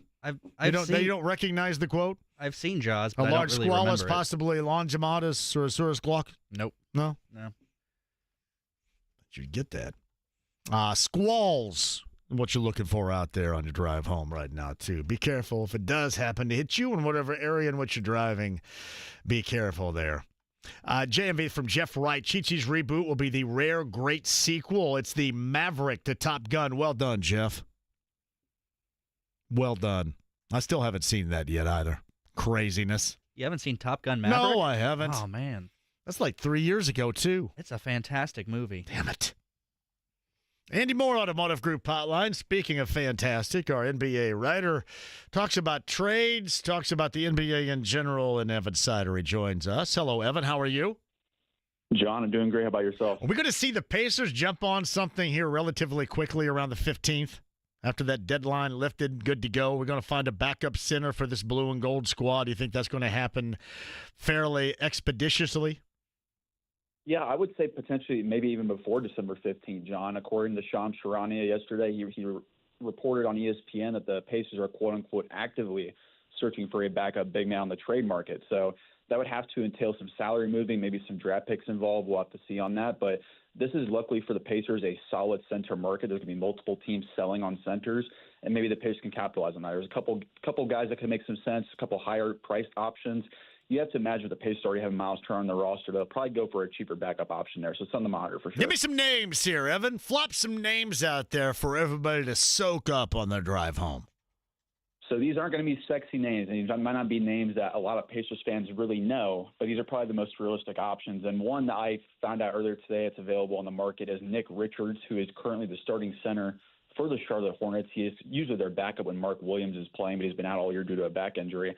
I believe Nick Richards is available from Charlotte. He's probably available for 2 first-round picks. And the key here for Indiana here, John, is the salary. He only makes $5 million this year and $5 million next year. He'd be the only center under contract next year for Indiana. There could be some legitimate interest here from Indiana. I don't know that for sure, but I do know that Charlotte is trying to sell on Nick Richards. He's a guy that gives you a double-double per game, 11 points, 10 rebounds per game this season, mostly in garbage time stats. As we all know, the Hornets aren't a great team this year, but he's an athletic big man, can run the floor. I think he fit in really well with this team. Another guy that really makes a lot of sense to me too, John, is Jonas Valanciunas. Is a really good rebounder from the Washington Wizards. He's been their starting center this year. He previously played for the New Orleans Pelicans. He only costs $9 million over the next 3 years, and that is really attainable for a team like Indiana, who is not trying to spend too much, I think, on the center market. Valanciunas really can't fit, though, as a starting center. That's what's a good thing about this team, John, is they really need rebounding. And Jonas Valanciunas is one of the best rebounding big men in the NBA. He averages almost 10 rebounds per game and only 20 minutes per game. So he's an elite rebounder, really kind of what this team needs. He's not a fast guy, though. He's not really going to pick up the pace in transition, but he really does feel a big need there as far as rebounding and getting on the glass there. And maybe a bigger option to watch out for on the market would be a Robert Williams type from the Portland Trail Blazers. I know the Blazers are shopping Robert Williams. He's been injured throughout his career. But when he is available, John, as you know, he's an elite defensive rim protector, kind of what this team needs too on top of that. And he's a solid rebounder. He makes about $12 million this year, $12 million next year. So probably a good salary plus filler in between there, plus maybe a pick for Indiana. But those are kind of the options you look out for there in that $4 to $5 million range on the smaller side for a Nick Richards, or maybe more on like the pseudo-starting center line like a Valanciunas or a Robert Williams. Yeah. You think rebounding is going to be the focus here? I mean, over anything else. You mentioned pace or with Valanciunas, lack thereof, or, face-up shooting ability or just really ability in general other than getting after the glass. Do you think that's going to be the top of the priority list for the Pacers and trying to find a backup here? Yeah, I think it's really, as you want to look to what they did before, John, with Moses Brown, and this is me just estimating here, but Moses Brown is an athletic big man who can run the floor. He has upside as a rim protector. He has upside as a rebounder. I think they're looking for a guy that kind of checks the box I went over there as far as rebounding and defense, but also a guy who fits the offense as far as, hey, he can keep up with us in transition. If Tyrese Halliburton wants to get out and run and set up a really quick pick and roll, our big man can get down there and help him out. I think that's why I'm more so hesitant on a Valanciunas type. I think they really need to fit this offense as well as fit in athletically as far as attacking the boards, fitting in defensively, getting out in transition. That's why I think a guy like Nick Richards might make a lot of sense, John, because he's not only one, he's cheap, but also he won't cost that much, and he is under contract through next season. So I think those are kind of the guys you look out for in that $4 to $5 million range on these selling teams like the Hornets, the Wizards, the Nets. Day'Ron Sharpe of the Brooklyn Nets as another young backup center who's only making a couple $1 million that can make some sense there. There's a couple guys that kind of fit across the board there as far as identity. Is that price tag you mentioned, a couple of first-rounders? Is that for the most part going to be across the board, or were you just talking about it in terms of Richards and Valanciunas and guys like that? Oh, yeah. So for Nick Richards, it's only going to be 2 second-round picks. Second-round picks. I thought you said first-round picks. Okay. Because I was thinking, holy hell, okay. No. So the only big man I know that's going to cost a first-round pick on the market might be Robert Williams. The big man market right now is not great. There's a lot of players, but it'll probably cost you maybe at most a young player plus a couple second-round picks. Like, hypothetically speaking, pure speculation, John, throw in like Isaiah Jackson's contract or James Wiseman's contract plus a few second-round picks for a Nick Richards. That's kind of like the baseline for a backup center type of deal I'd be looking at. This is Evan Sidery on the Andy Moore Automotive Group hotline. You think it's just going to be exclusively backup center for the Pacers, or might they be looking at a team that certainly to this point of the season looks very broken right now? Is there something they may try to do? Because there's not a great deal they can in terms of shaking it up. Might they try to do a little bit something more than what we discuss at the backup center position? Yeah, at least is what we know reported on nationally. We know center is a big need for this team, but I also do think it's been a long-term need for this team forever now, John. It's a defensive wing who could really fit the identity of this team to really be the glue on defense. They've been missing the glue on this defense forever, it feels like, under Rick Carlisle. And I think a guy that could make sense, and I've heard no indication that he's going to be available, but Shams Charania did report yesterday that teams are calling about him. I think a guy kind of checks those boxes to me, John, would be Herb Jones of the New Orleans Pelicans. He's an elite defender. He would fit in. He only costs $12 million in the next couple of years. Would probably cost you a lot, though. It would be probably first-round picks, probably a Benedict Mathurin and or Jarris Walker in that deal. Those kind of guys are coveted around the NBA in massive droves. It will be multiple picks, multiple young assets. But a guy like that, to me, John, kind of fits the puzzle, like I mentioned last year about Mikal Bridges, where you need this kind of low-usage elite defender who's not going to take the ball away from your other players like Siakam, like Tyrese Halliburton. I think Herb Jones fits that category, but I very much doubt at this point New Orleans does sell on him. So that's kind of the missing piece to me, is not only a backup big man, but also that kind of missing piece for a couple of years now. Who can be that elite wing defender? They thought it'd be Jarris Walker. He hasn't developed into that yet. They hope Benedict Mathurin would be better on defense.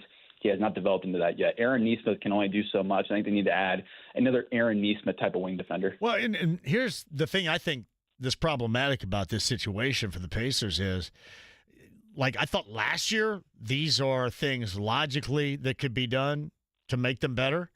But there's no clear action being taken here. If you decide to go that direction, this team is going to get better because so many other things have gone haywire this season that it looks like that it almost at times, like Sunday, for example, it looked like across the board a lost cause regardless of backup center, regardless of defensive wing.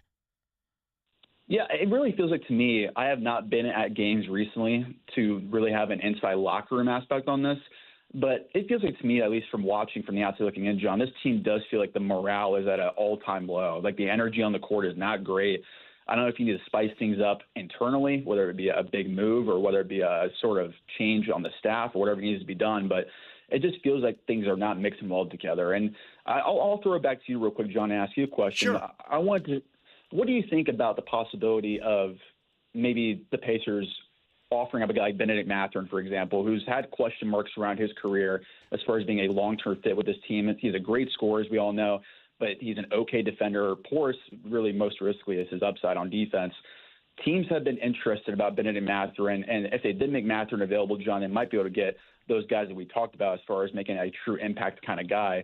Do you think we're at that point yet with a guy like Mathurin where he is due for an extension next summer?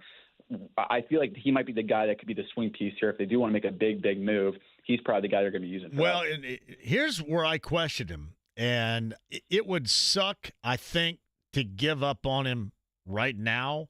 However, when you watch them play, I think it's clear that they really struggle in what they want to do with both he and Siakam on the court at the same time. And you kind of wonder, once Neesmith gets back, I don't think there's any question right now Neesmith gets reinserted in the starting lineup, right? So then, you get Mathurin going to the bench, which obviously off the bench, then maybe you wouldn't be playing that many minutes whatsoever with Siakam. Maybe that would help, but you don't know how he would take it going back to the bench here. So I think that it's reasonable to consider. I think it would suck to give up on him right now in that capacity, in that fashion, but I think it's reasonable to think about it. I just kind of start with the fact that, clearly put, two guys where the ball stops and sticks, Mathurin and Siakam, they can't play a lot at the same time. Just can't. That's my read on it too, John. And I think having two alpha scorers next to Tyrese Haliburton and Pascal Siakam and Benedict Mathurin, that I think you need to see Mathurin more as a sixth man, but internally, I have to imagine Benedict Mathurin being the sixth overall pick. He's just now getting his opportunity to start. Like you mentioned, I don't think he's going to like going back to the bench. To me personally, that's pure speculation on my end. I just don't think he'll like that. So I do think that Mathurin, if they do make him available, John, that's kind of like the swing piece to me where he's due for a payday next summer. He's extension eligible. You still have questions about Mathurin, his fit with Haliburton, his fit with this team and the style they play. And then when Rick goes on with Sweeney and Kevin in the morning, he is not really doing a lot of positive praise toward Benedict Mathurin. So it makes me kind of think. Well, he never has, really, right? I mean, it's not like he's ever sung the praises of him. So, yeah. Yeah, that's what kind of makes me think if they do make him available. I do know for sure, John, that there is league-wide interest in Benedict Mathurin as far as being a guy that could get some value back for the Pacers in a shake-the-boat kind of deal if they want to make a bigger move. That's kind of the guy you should look at here the next couple months is watch Benedict Mathurin really closely and see how he fits with this team. If you think in February or earlier than that he's not going to fit, he's probably the piece you put on the market to go make a big time move. Yeah, I thought that he would slide into a role more than he has. I think he's a good player, but like I get this crap all the time from dudes telling me that the Pacers need more of a post presence and post this and post that. And I mean, to me, Siakam is like top 8 in post touches the way that it is right now, and that's enough. Yeah. That is enough. You can't deal with any more. And then on the other end, when you have them both on the floor at the same time, the ball stops with Siakam because he's doing his thing, and it stops with Mathurin because he's not catch and shoot guy. He's not moving without the ball and making things happen, from the pass, from the delivery. He's there sizing up his defensive player, and the clock is ticking while he's trying to make his move. That's not how this team is supposed to play, and thus both these guys on the floor at the same time looks to be a struggle. Right. And that's where I'm going to keep coming back to, John, over the next couple months, especially if the Pacers don't improve here over the next calendar month, because they have one of the toughest schedules in the NBA coming up over the next couple of weeks, especially when you get into the end of December, mid-January portion. It's going to be contender after contender after contender for this team. And if they start to go on a slide again, I really do think that a big move might be coming. That, again, that's just pure speculation on my end. But this team, I think, needs to spice things up here. And if it keeps going south the way it is, John, I think you have to go that direction. What's the value? Evan Sidery is with us talking NBA on the Andy Moore Automotive Group hotline. What's the value market-wise on Mathurin? And then you could play off of this. Is there any value market-wise on Walker, just out of curiosity? Yeah, so from what I've been able to gather, calling really over the last week or so, speaking to agents, I think Mathurin will get you some legit value back in return, whether that be an all-star level player or a fringe all-star level player. I think that's kind of what I've gathered so far is that the Pacers, for example, made Benedict Mathurin available in a trade. They could probably get back a top 65, top 70 player in return, plus maybe the Pacers have to throw in a pick or two if it's a really, really good player. But Mathurin is viewed as a legit scorer in the NBA. He's viewed as a guy who's still only 22, 23 years old. He has a lot of upside in his career. He's a guy to me, compared to Jarris Walker, who I would say Walker, he's kind of cooled down as far as executives in the league. He's not really shown much. And also this year, he really hasn't done much, which is kind of a bad sign looking ahead a little bit. So I would say definitely if you're looking for value would be Mathurin. And again, speculation on my end on this one, but if there's one Pacers player who probably has the most value of any young player, it would be Andrew Nembhard. But I can see no way the Pacers ever shop a guy like Nembhard. Yeah, Walker is just kind of a crank it up and step into a three-point shot guy. That's really all that he is right now. And all this defense and rebounding and wing prow, all that stuff has never materialized. Yeah, which is wild to me, John, because if you go back and watch him at Houston, it's a completely different player. That's what's so confusing to me is you draft him to be a 4, you get Siakam in his rookie season, you change his position midseason to being the 3, and now you just turn him into a 3-and-D guy, which is kind of the vision, but you need him to be a little bit more than that as the number 8 overall pick. So that's something to watch out for the next couple months, too, on top of Mathurin. Is Jarris Walker going to develop into that guy? Because if he doesn't, he's going to lose trade value at the same time, and also he might really long-term, his upside probably will go a little bit lower. So Evan Sidery talks NBA on the Indy Moore Automotive Group hotline. A couple of minutes we have left here. What do you think ultimately happens with Miles Turner? I think he stays put, John. I just have a hard time seeing why the Pacers, 1, would trade him, and 2, why they would make that sort of seismic move without really having a guy behind him. Like, I just have a hard time seeing why they would have trust in a torn Achilles as they had Jackson hang in the next season, or if they somehow viewed the center draft in this year as really good. I've not dove in much on the 2025 draft yet, but there hasn't really been a standout big man in that draft either. I just have a hard time seeing the Pacers looking at the market, looking elsewhere and saying, who is better that fits this team? It fits better with Tyrese Halliburton than Miles Turner. I think the answer is going to always come back to just re-sign Miles, whether it be for a short-term deal or maybe it's a 3 or 4 year deal. I just have a hard time seeing how any guy fits better than Miles. And I know he gets his criticisms. He's not a great rebounder. He's not as athletic as some hope he is, but he kind of checks a lot of the boxes that a lot of this Pacers team needs as far as offense goes. Yeah, I look at it this way. There's no replacement in the now. There's no replacement in the future either. And he still does fit, regardless of what anybody says, the way that they play. Yeah, and unless somehow, some way he's used in a blockbuster trade this summer via sign and trade to go get an all-star center that's better than him, I don't see any way how Miles Turner is not in Indiana next year. I know he's going to be a free agent, but there's not a lot of teams that are going to have a lot of cap space next summer. So that's going to help Indiana too, where they can probably get him back on a cheaper than expected contract for maybe a couple less years too. Hey, is Goga having a good year in Orlando? Yeah, that's some real buyer's remorse, I would say, as far as Indiana letting him go in the first place. He's been fantastic for Orlando this year. I know he's had some blooper moments, but he's been a double-double machine. He's been a great defender in Orlando. He's now earned a spot over Wendell Carter Jr., who's now back from injury as their starting center. They're playing Wendell Carter now at the 4 because Goga's playing so well at the 5. And it's really cool to see. It's unfortunate that he didn't really get his run in Indiana. I didn't really think him drafted here with Sabonis and Miles Turner made the most sense from the very beginning there. But it is cool to see Goga develop. He has become a real legit piece for Orlando long term. All right, before I let you go, final thing. I know you got to run here. Who do you think? Anybody else going to be moving? You hear Golden State, maybe hear some Laker stuff out there. What do you think may materialize? Jimmy Butler as well? Yeah, so Jimmy Butler, according to Brian Windhorst today, it's been reported for a while that the Warriors are star hunting, and Jimmy Butler is probably their top target. I know they want LeBron James, but that's just a fantasy land at this point, John. Jimmy Butler, I think there's a legit pathway for that happening. Maybe they include Jonathan Kuminga and a couple picks and some salary to make that work, but I think Jimmy Butler does end up being moved probably to Golden State because they're the most desperate team on the market, and I think they'll pay and overpay to get Jimmy Butler there. And then on the Brandon Ingram front real quick, there's been no update on Brandon Ingram. He's probably going to be one of those guys that we watch out for in February as far as the Pelicans try to move him, and they might need to move him at the last minute to avoid the luxury tax. And that might be a cheaper than expected trade. So I would say as far as top trade chips right now in the market, it's Jimmy Butler and then probably Brandon Ingram after that. But I would expect a relatively quiet deadline unless something really big happens soon. All right, Evan Sidery there from Forbes, national NBA writer, friend of this show. I know you got to get rolling for an appointment, man. I appreciate you more than you know.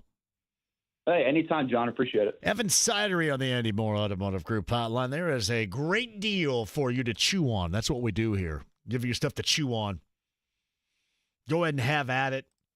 If you want to be a part of the show, you can at 239-1070 as well. But interesting stuff, to say the least. Yeah, and I know he mentioned the blooper last night with Goga and Lillard, but Goga's put up some numbers down there in Orlando. Now, right now, the reason why he's starting right now, I'm assuming, is because Franz Wagner is out. and you get Wendell Carter Jr. and you get Goga in the lineup. I think in the backcourt, don't they have Suggs and who's the other guy I'm thinking about right now? Oh, yeah, Kentavious Caldwell-Nope is back there too. And then De Silva, I think the rookie from Colorado, has also got some run as a starter. But anyway, yeah, Goga has put up some numbers this season for them. There's no question about that. All right, 239-1070 is the number. Me and you the rest of the way. The Colts Daily Update coming up here at the top of the hour. Road shows tomorrow. Manly's Irish Mutt 10th and Shadeland. We're back with Mike Manley coming up tomorrow, and Brent Halverson, our betting analyst, and your chance to win a set of 4 My Pit Crew tires from AAA Hoosier Motor Club. How about that? Chance to win those coming up on tomorrow's show. Again, live, Manly's Irish Mutt, 10th and Shadeland coming up tomorrow. Hey, I had an adventure, by the way, today, James, before I get back to the phones. Great adventure, because my birthday's coming up on Monday, and I had to renew my driver's license, and I go to Franklin, and the place is closed. And that's cool. It's on a Wednesday. So I do it in the kiosk, right? I do it in the kiosk, and I have to pay, and I try to swipe my card, and my bar's all worn out. So I end up having a little bit enough cash, like $45 or whatever it was to pay. So I paid it, and I go, hey, I'm going to run by PNC and get a new card. 10 minutes.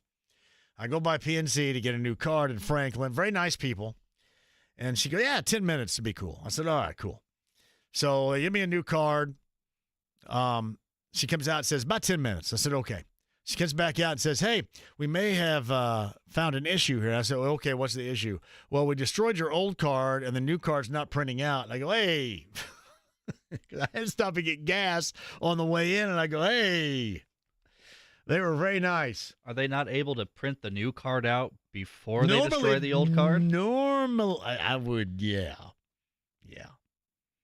So I was trying not to get pissy because I know they said they had some kind of regional or nationwide, and they could be just screwing around with me or whatever, but some kind of outage? I don't know. So did you get you talked? No, I got nothing. You got nothing right now? I got nothing right now. Oh, wow. You got nothing. No card. And you said you needed gas? I end up getting I got some cash out of there, and like I haven't paid cash for gas since like the 1980s, I don't think. I'm not sure if I've ever paid cash for gas. Yeah. And like Tony's saying, get a digital. See, that's what's happening. They're telling me to get a digital card. They're wanting me to go digital with my phone. That's exactly what it is. The Google Wallet thing. So what happens is the rest of the world, for us that are kind of lagging behind, they make everything such a tremendous pain in the ass that finally, all right, we're going to jump on. But now you got to do this. So Tony's telling me to get a digital card, and I got to get something on my phone. That's what's happening right now. I don't trust the card. Get this century. Get started. See, I know. I don't want to be in this century yet, all right? Let me hang out in my century. Like, there's all this stuff about people getting their information stolen, and now you want to stick my card on my phone. I don't tap to pay. I tap to pay with my card, not with my phone. I mean, I have tap to pay on my card. I do tap to pay. Yeah. The swipe wasn't my fault. I couldn't swipe at the BMV. Did it not have a chip reader or anything? No, it just had a swipe. Damn it. So I do tap. I tap it whenever I feel like tapping it. There's a joke in there. There's a huge joke in there. If I feel like tapping, then by God, I'm going to tap it. But no, yeah, that's me right now. I'm trying. They're just they're kind of pushing me along. Say, hey, man, you got to get with the program. And they were very nice today. But I can't lie. I had to count to 10. I was going to lose it there for a minute.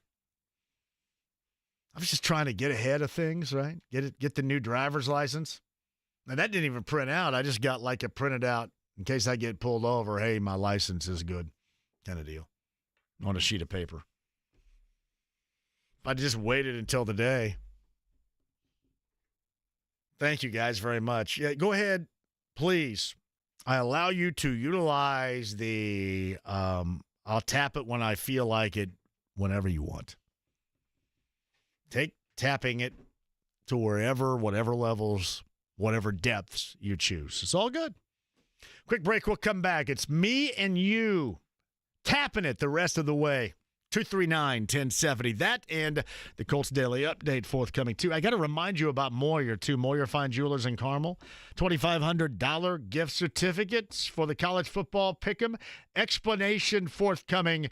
And a day that saw some guys return to practice for the Colts, which is a good thing regarding that matchup must win in Denver on Sunday. I'll explain next.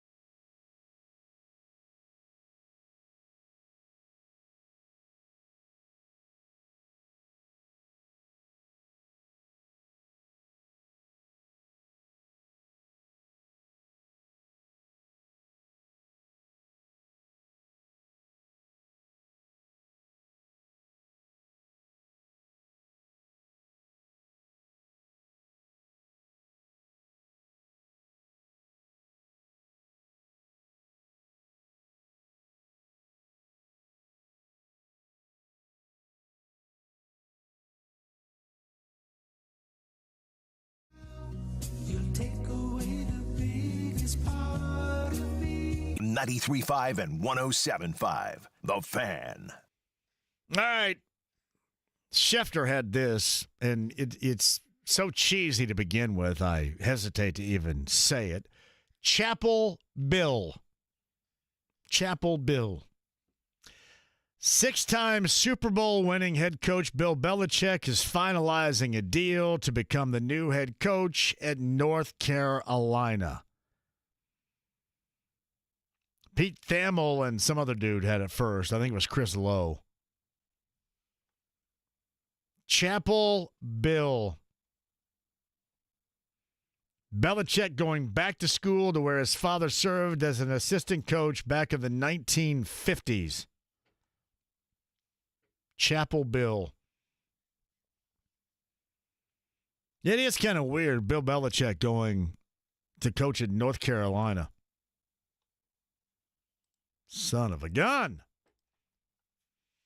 But that evidently is the case. The Chapel Bill stuff is just so lame.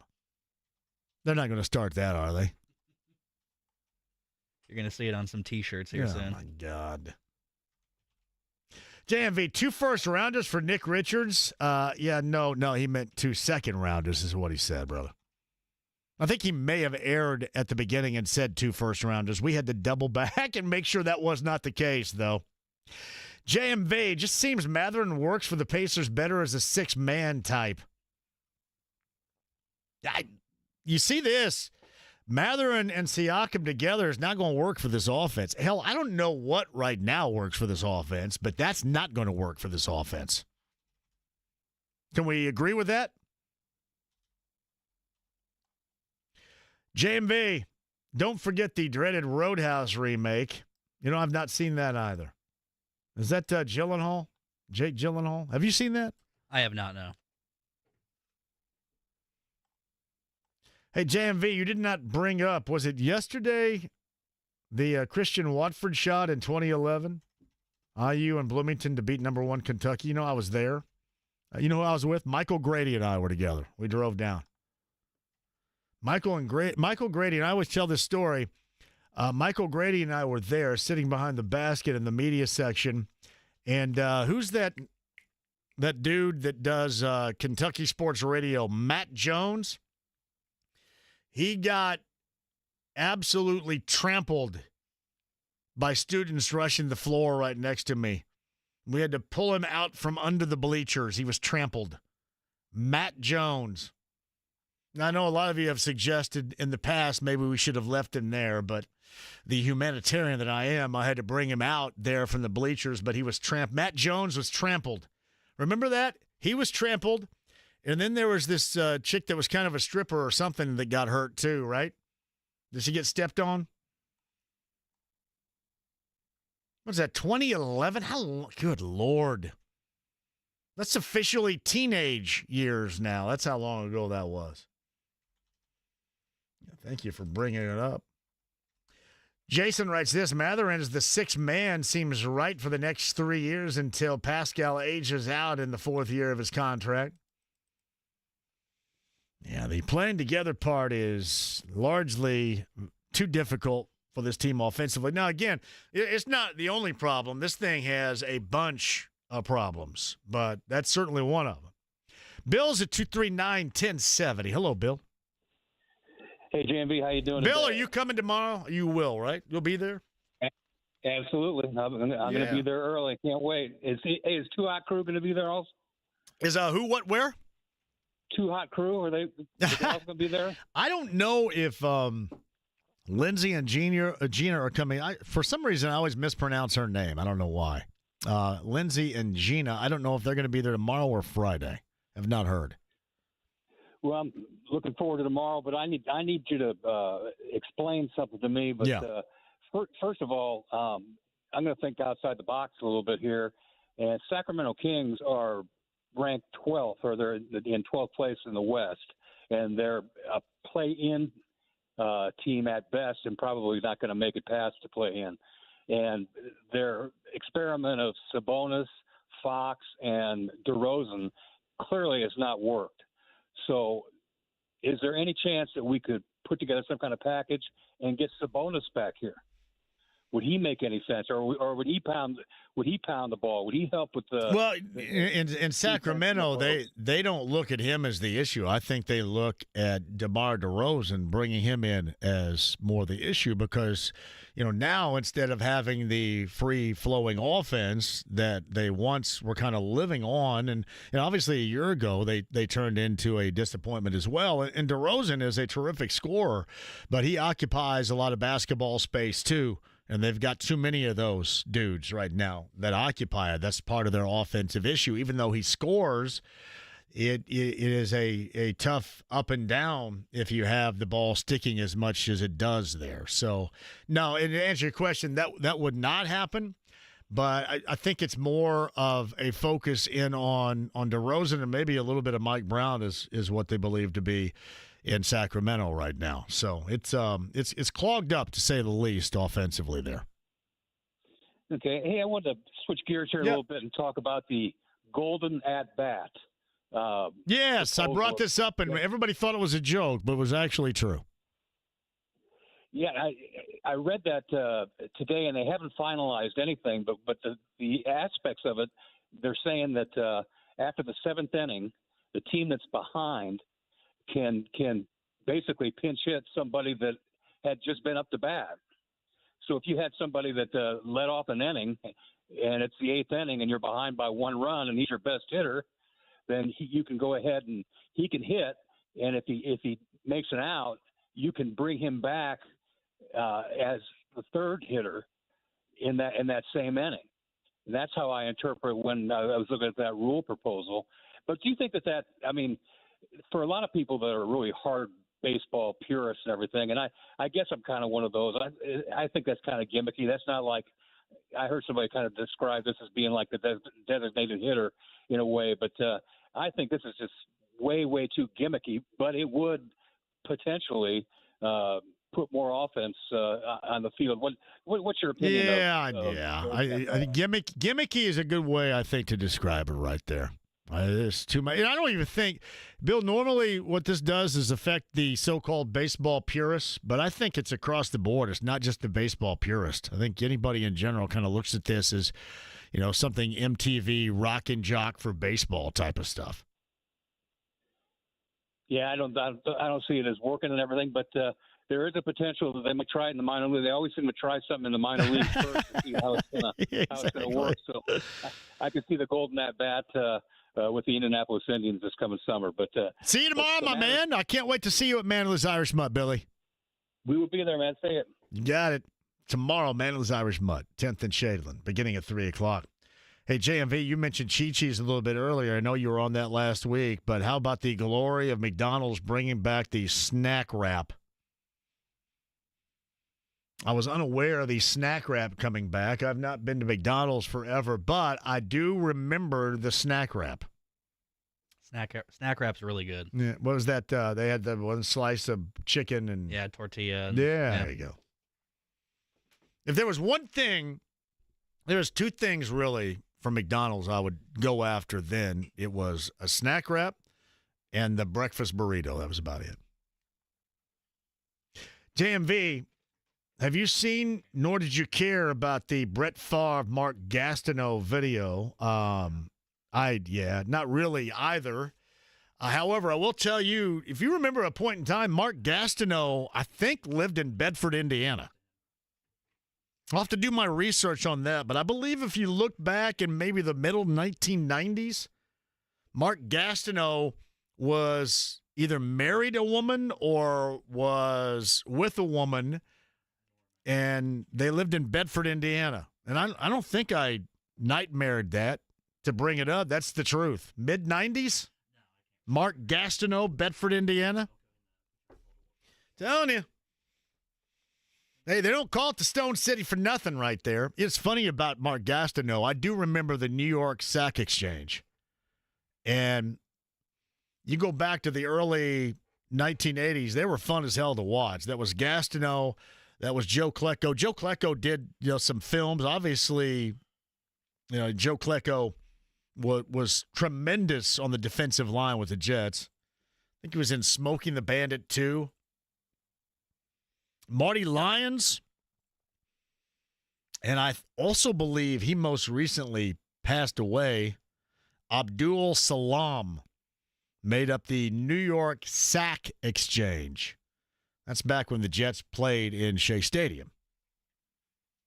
But I have not seen the video. I don't understand the conflict here. But if I remember accurately, the local tie would be Mark Gastineau in the mid-'90s. I do believe spent a lot of time in Bedford.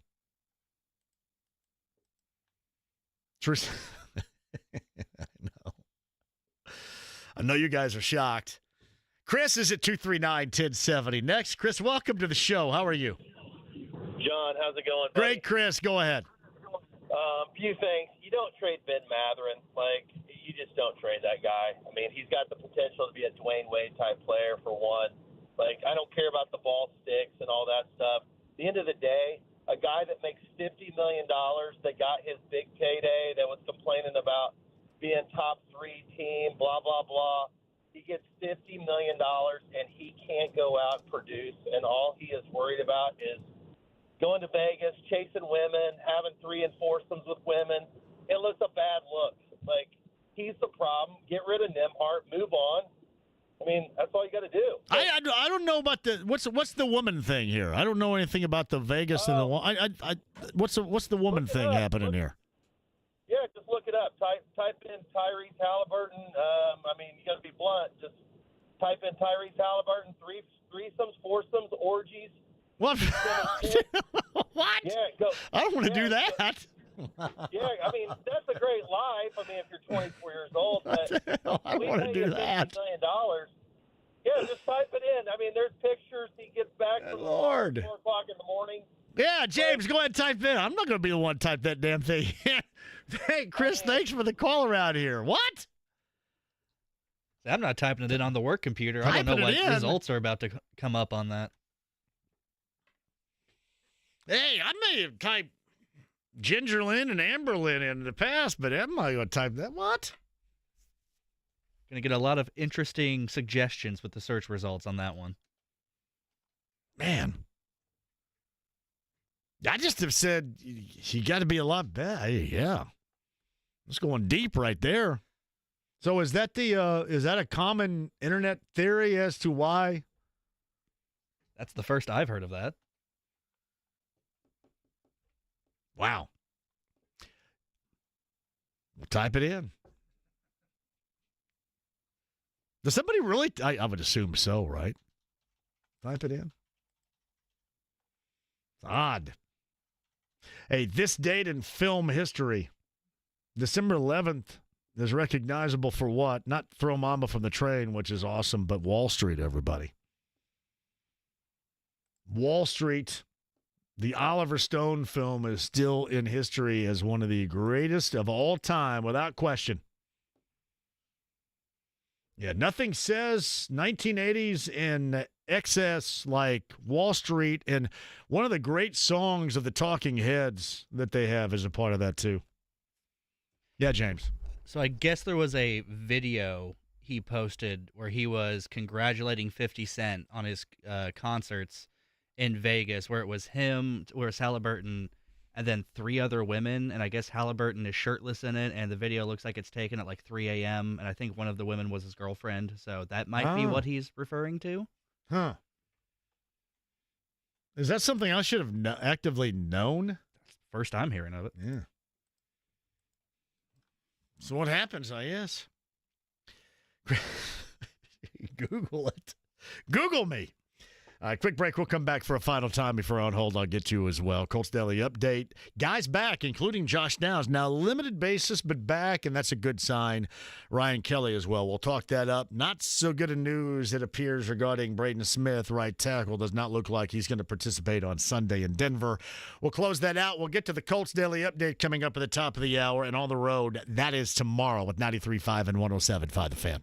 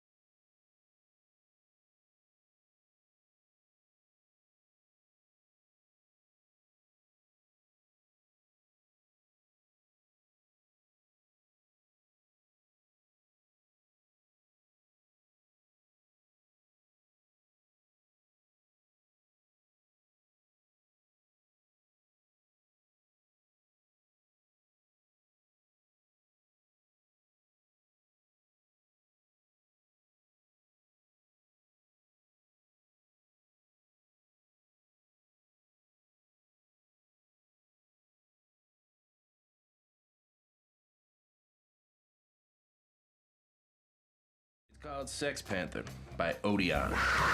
It's illegal in 9 countries. It's quite pungent. Stings the nostrils. 93.5 and 107.5. The Fan. Yeah, so Andrew sent me this video. What the hell's nothing here? Wow, I don't want to live in a world where I can't go shirtless with 3 chicks. What? What? The hell's so wrong with that? I don't see anything, but maybe you do. Let me tell you this. That's not the root of the offensive issues here, all right? It's just not. I love that everybody wants to make it into, but it's not the reason why everybody stinks right now. It's not the reason why it was a half-ass Sunday. Can we at least draw that conclusion? I got news for you. Coming up in the summer months, I may never put on a shirt. Be ready for it.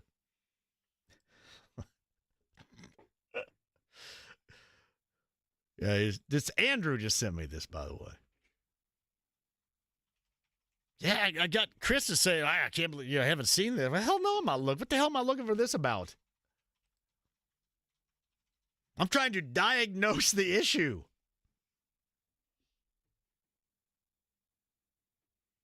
Getting in at 4 a.m. is a bad look. What? It's crazy. I don't know. I would fare a guess that it's something more deeply rooted with the team. That is. Come on now. Let's try not to be jackasses. I know it's difficult. I don't know, at least from what that is. Hey, if not wearing a shirt is wrong, I don't want to be right. Patrick's up next at 239-1070. Patrick, go ahead. JMV, Bubby, I'm your white knight. Man, I've never had that guy on the show. You believe that? I was thinking about that the other day. I have never had Hart Bachner on this show. You need to, but I'm just coming on here. I need to set the record straight because that guy is not the only person that I've heard say that whole thing. And just do some research, people.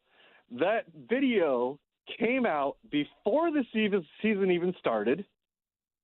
He was celebrating 50 Cent being, I don't remember what he got, but he got an award. So he was celebrating 50 Cent. The girl in the middle is his girlfriend that's been his girlfriend since college. And the other 2 girls are his girlfriend's friends. It was just a video, and everybody's like, "Oh, he goes late, and I didn't know anything about it. I haven't paid an ounce of attention to it. Not one. Yeah, like everybody has come up to me because they know I'm a diehard Pacers fan, and they talk to me about it, and I'm like, that's not what's happening. What's wrong with people here? What's wrong with people? He's 23, right?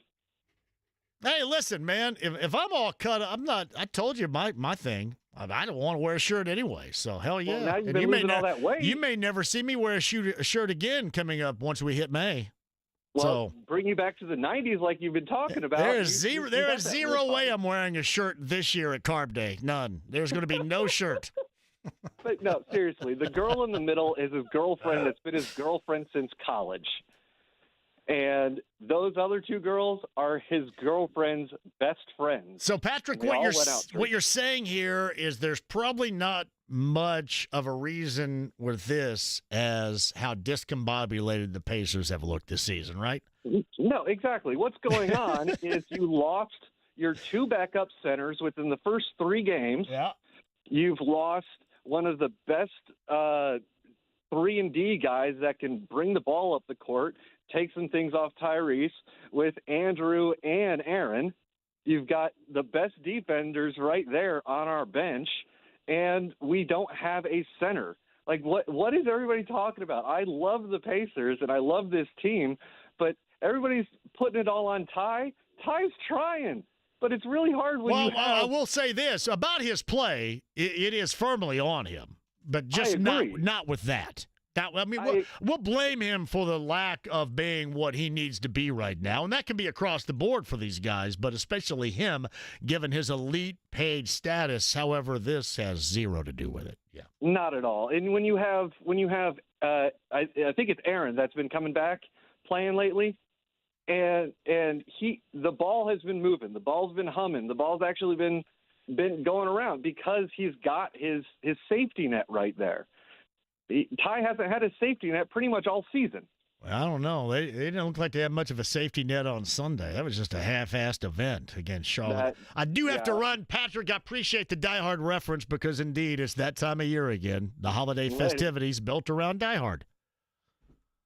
Thank you, Patrick. Norman, jump in here really quick at 239-1070. Norman, hello. Hey, JMV. Hello, Norman. Hey, I don't hear anyone talk about Tyrese being featured on this next season's Netflix starting fives. And I don't know what that means, but are you aware that he's one of the 5 guys that are being featured on the starting 5 season 2 with Netflix? Okay, sure. I mean, I don't know what it is, but sure. Do I need to know? Is it I big just deal? don't know. Like, are there cameras in the locker room? Are there? Is it like Hard Knocks going on right now? Is it? Hell, I don't know. Well, why? I would hope. I just watch these guys play. I'm not finding out what they do in Vegas and stuff. So yeah. No, this would be in the locker room. Oh, okay. If there's cameras and stuff in the locker room, don't you think that would upset the apple cart? Well, you would think that probably wouldn't be great with the way they're playing right now. Norman, thank you very much for the call. Hey, very fluid final 20 minutes of show right there. Awesome. Thank you, guys. Colts Daily Updates next. I want to see you tomorrow. Mando's Irish Mutt, Larceny Bourbon Lager, Saludos, Old Tequila Shots, 10th and Shaylin. Don't miss it. I'm going to give away some free tires, courtesy of AAA membership, too, tomorrow at 3 at Manly's.